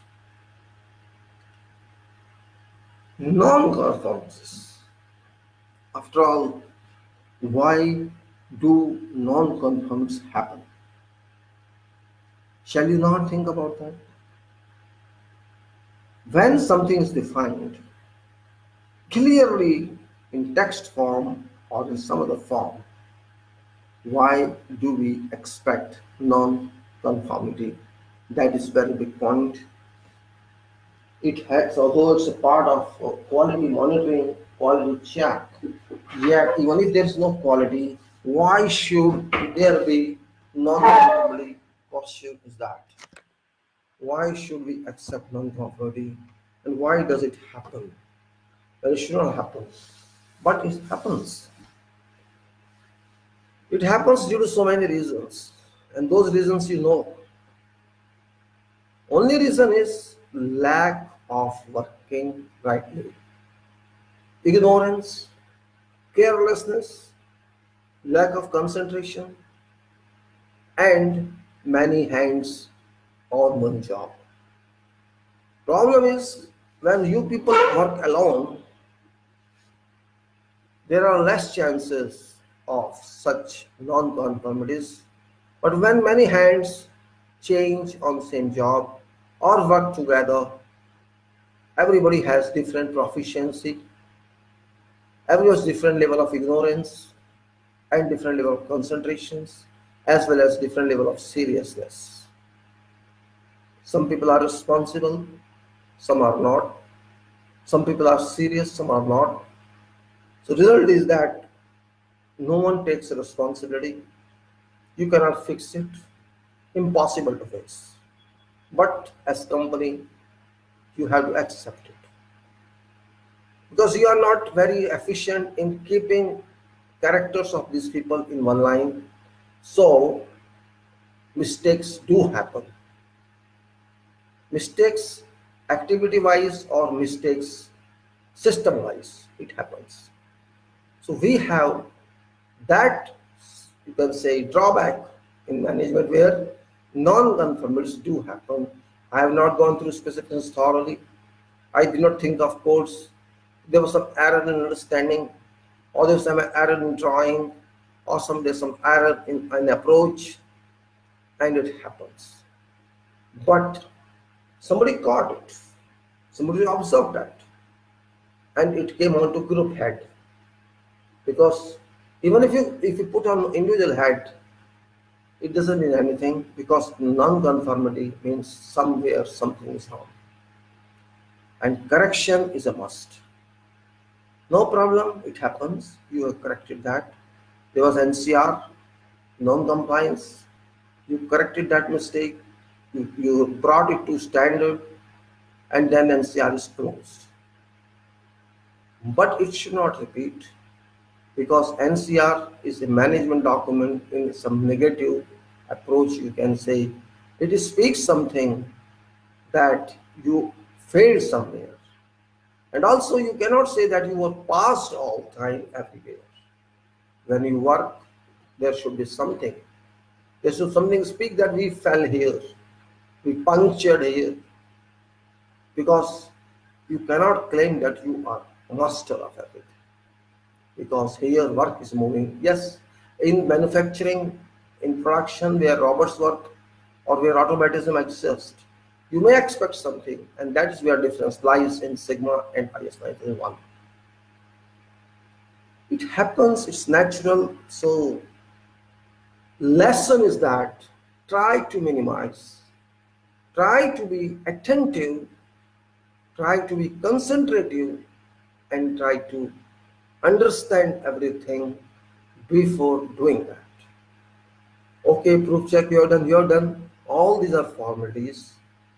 Ultimate destiny is right work. Formalities are one thing and doing right work is another thing. If you comprehend specifications, if you comprehend course requirement, if you comprehend methods, how should do and where I should do, how to coordinate my work myself, and how to help others or take their help, all these factors result in conformities or highest degree of conformities.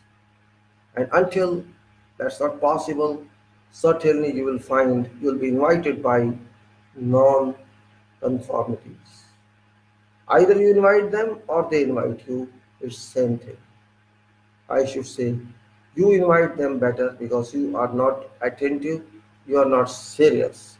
Well, I should not say this as a uniform statement or general statement.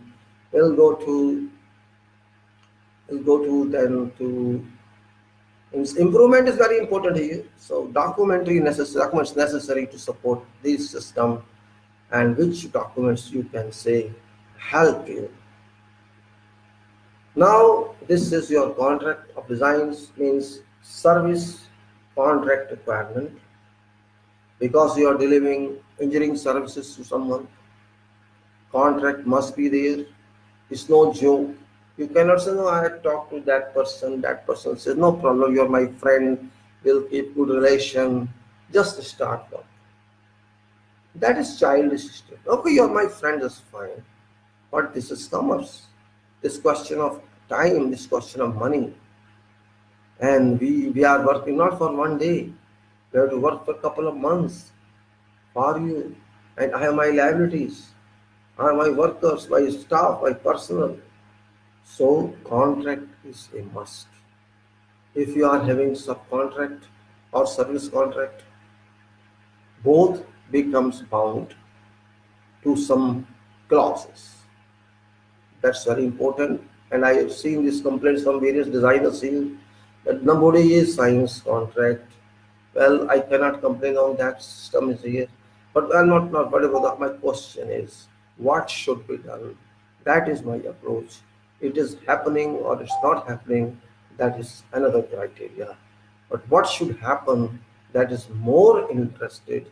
I have to understand that, and you have to understand that. Service contract requirement is a must.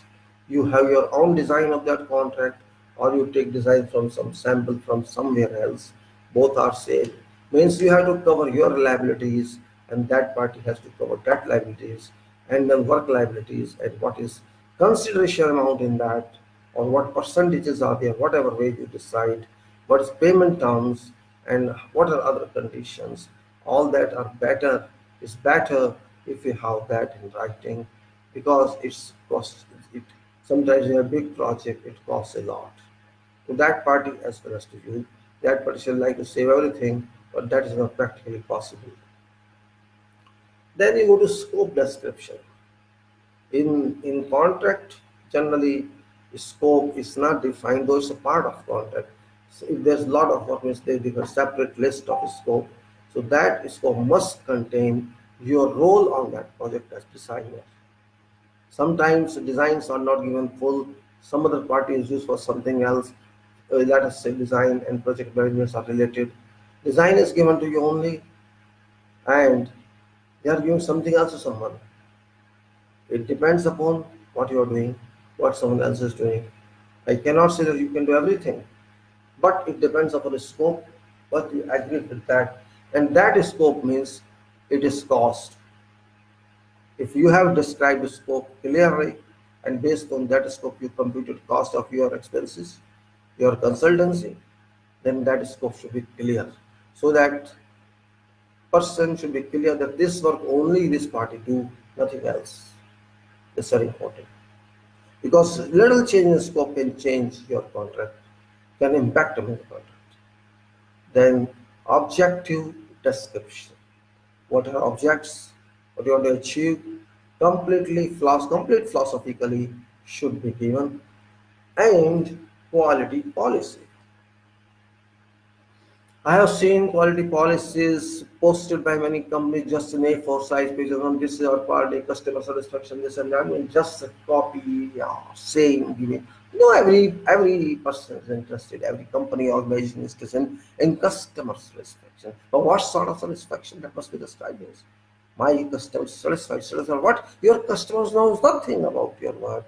How that person can be satisfied? Point is that if I have a service of my car and go to workshop and say, that person asks, give me customer service, I'll be happy with my services. How can I say I am happy with services when I know nothing but we say, okay, tick, good, very good, excellent. This is all nonsense. How can you write your bad in the presence of that person? You won't write bad. That is what is important here. Quality policy. Customer satisfaction is okay. But what else? You describe in that.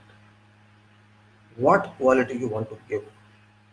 Contract quality or standard quality or something else. It's up to you to decide, not up to me. Then organizational targets.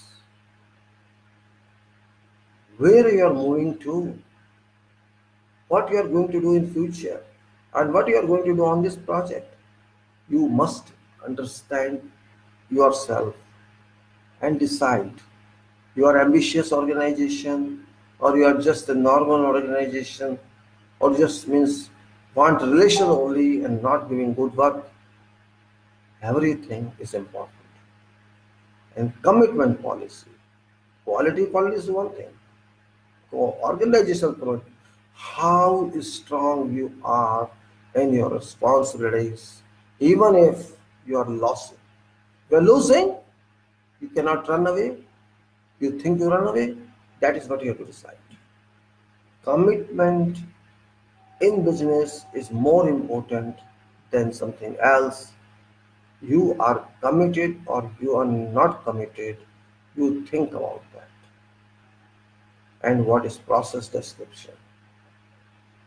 How you are going to work, or you may say kind of, that is used on sites about Execution, how you do for this project, same thing. Your execution of this contract, this design, how you are going to process it or how you are going to work on this. That is very descriptive, should be descriptive, should be speaking actually. It should tell client that you are seriously concerned to do this job, and client or owner must understand that. Then you can say somebody saying that we'll cut this service at that time, cut if we are not paid or if this service is not enough. It's that doesn't matter. You consider every point and price accordingly. Who is talking here? So it's no use. Then you can say job descriptions of each position. If you don't describe job, somebody does this, somebody does this, it's your fixed responsibility. You accept, ask him to accept this responsibility. And also this is not limited one, this is expandable, depending upon your competency, because in beginning we do not know how much can you do for us. Of course you are very well educated, but your commitment is not known to us, your efficiency is not known to us, your trustworthy level is not known to us, your reliability is not known to us. We want to earn that on this assignment with you. That is what is known as job description. It's not mechanical description, it is quality description. Both persons are there, one is PhD, one is another PhD or something, but character is different. One person enjoy life, one person wants to do something in life. There's a difference of approach. So proficiency will depend upon that. One is inclined to thinking of job and one inclined some thinking of job, some thinking of family and some thinking of enjoying life outside office. Both are PhD, both are MTech, but approach is different. Then statutory references, which also are very significant to be known to every designer. Rules, bylaws, regulations, what can we do, labor policy, contract policy, all that policy, because directly or indirectly you are going to compose contract, you are maybe required to compose specifications, or you are going to do as designer so many other activities. If you are experienced one, if you want to really learn, it's not simply to technical designs or RCC designs or formula or theory of structural designs, it is expandable. So that statutory references of whichever country for which you are going to design. I'm not saying for this country, for every country you can do design. You have to comprehend. For example, if you take Qatar civil specification, it's very big document, means maybe one volumes, and you have to understand those from chapter by chapter. You have to find where you stand. It takes time, but that is requirement. Codal references, the same thing I'm saying, references, statutory references, and also codes, both are together. And procedural statements, procedures. What is your procedure of design? What is your procedure of inspection? What is your procedure of supervision? How you describe yourself? How you claim that you are competent? All that constitute descriptions of your efficiency. This prove that you are reliable partner, stakeholder in this project. Because design delivery is not enough. You have post-design activities too. If your contract is right, maybe you have to visit site, maybe you have to examine, maybe something else, maybe you have to deal with them throughout supervision stage. Depends. It depends on contract. But your competency must be that. Then all other required parameters, documents depending on operation, whatever you do, means you cannot simply say that in one go you can define yourself. This is cumulative work, keeps on moving for months, for years together, and it depends upon what sort of job description, what sort of scope, what sort of responsibility, contract device you have taken from them or from others, and you must have that caliber. If you don't have that, you can learn that during that stage. It's not difficult. You are to deal with hundreds of documents for many disciplines, and you may not be doing that your way. You may be getting feedback from specialists, but as you move progressively on your profession, you shall have to meet all those challenges and get solutions and update your knowledge, design knowledge, supervision knowledge, and disputes resolution knowledge, contract knowledge, specification knowledge, writing knowledge, communication knowledge. All these are partners, all these are destinies for engineering professionals. Maybe you are not happy with that, you are happy only in designs, that is your choice. But with designs alone, travel is very difficult because design teaches you, but operational activities of course shall teach you to make better design. That is very important point. Do not confine or lock in designs only. Yes, design is your field, but there are various other key in this change, various other keys in change that you have to know. That is where my approach is. I'm not a designer, I'm not claiming I'm very small engineer. I'm nothing. My experience is very little. I'm not claiming that. I don't have to claim. But work demands it. If I just write something as my work's over, I did this activity, my work is over. No, it's not over. You have to lead yourself everywhere. You think those people working on sites, they depend on your bar charts? If you think that is planner in designs, maybe you have to control planning also. It's part of design. It's part of engineering. It's part of execution. But directly or indirectly, you are linked to them momentarily, maybe in meetings, maybe on site group inspections, maybe on final punch lists. Somewhere, sometime, you have to interface with all those people for coordination purpose. That is where you need that feedback which you are missing. You cannot simply keep mum and walk with them through sight and speak nothing or raise no question or no give no instruction. Then you are a silent spectator or you are speaking professional. Question arises. Interface for coordination purpose is very different. You will have to deal with machines, their parameters, their, you can say, statistics, how these work, or you can say history of those machines or efficiencies, so that you can produce required foundation. Cannot run away after that. Commissioning stage requires you. Some other stage requires you. Means what I'm saying is you are a specialist in designs and common generalist in other disciplines, in other your subjects of engineering, where you need some knowledge.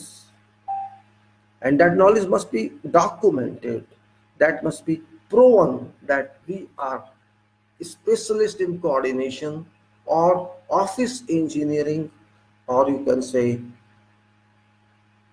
you may say anything. When I say office engineering, this is actually different term.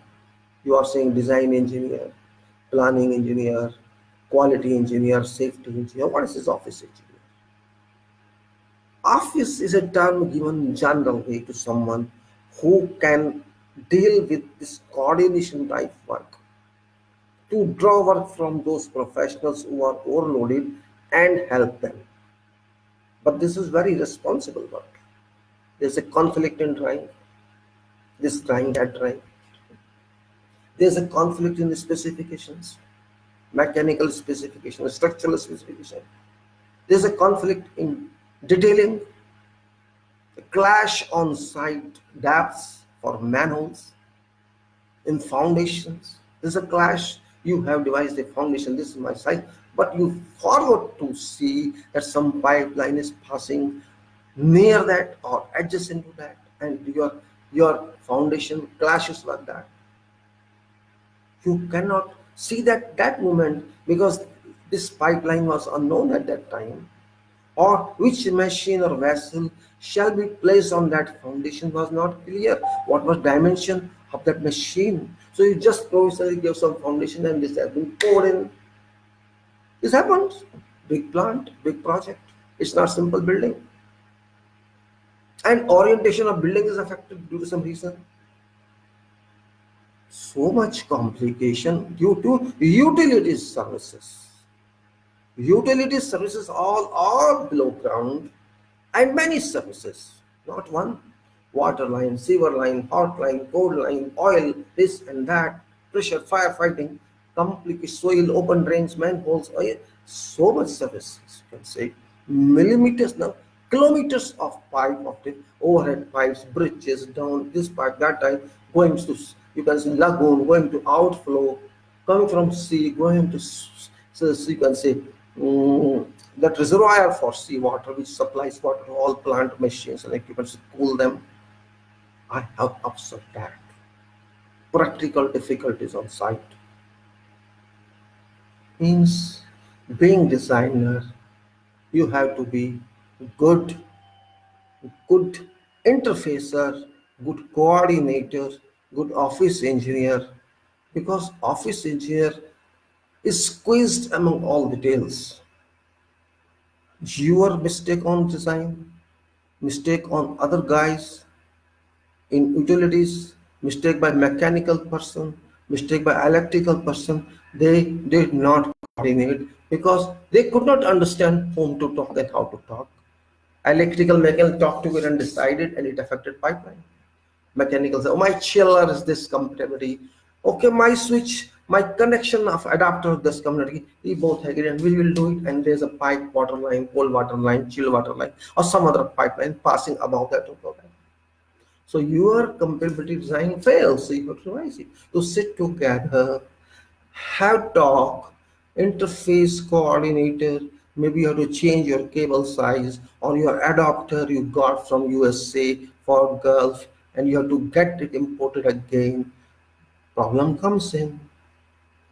That is part of office engineering, and this is everywhere. And design engineer is most important person here to understand that.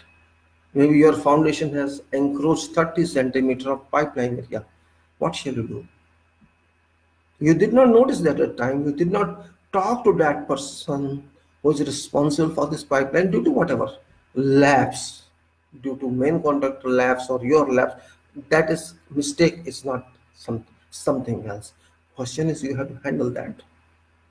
Means you did not keep a provision for that, and it happened. Then you miss a race pipeline. It can't be done.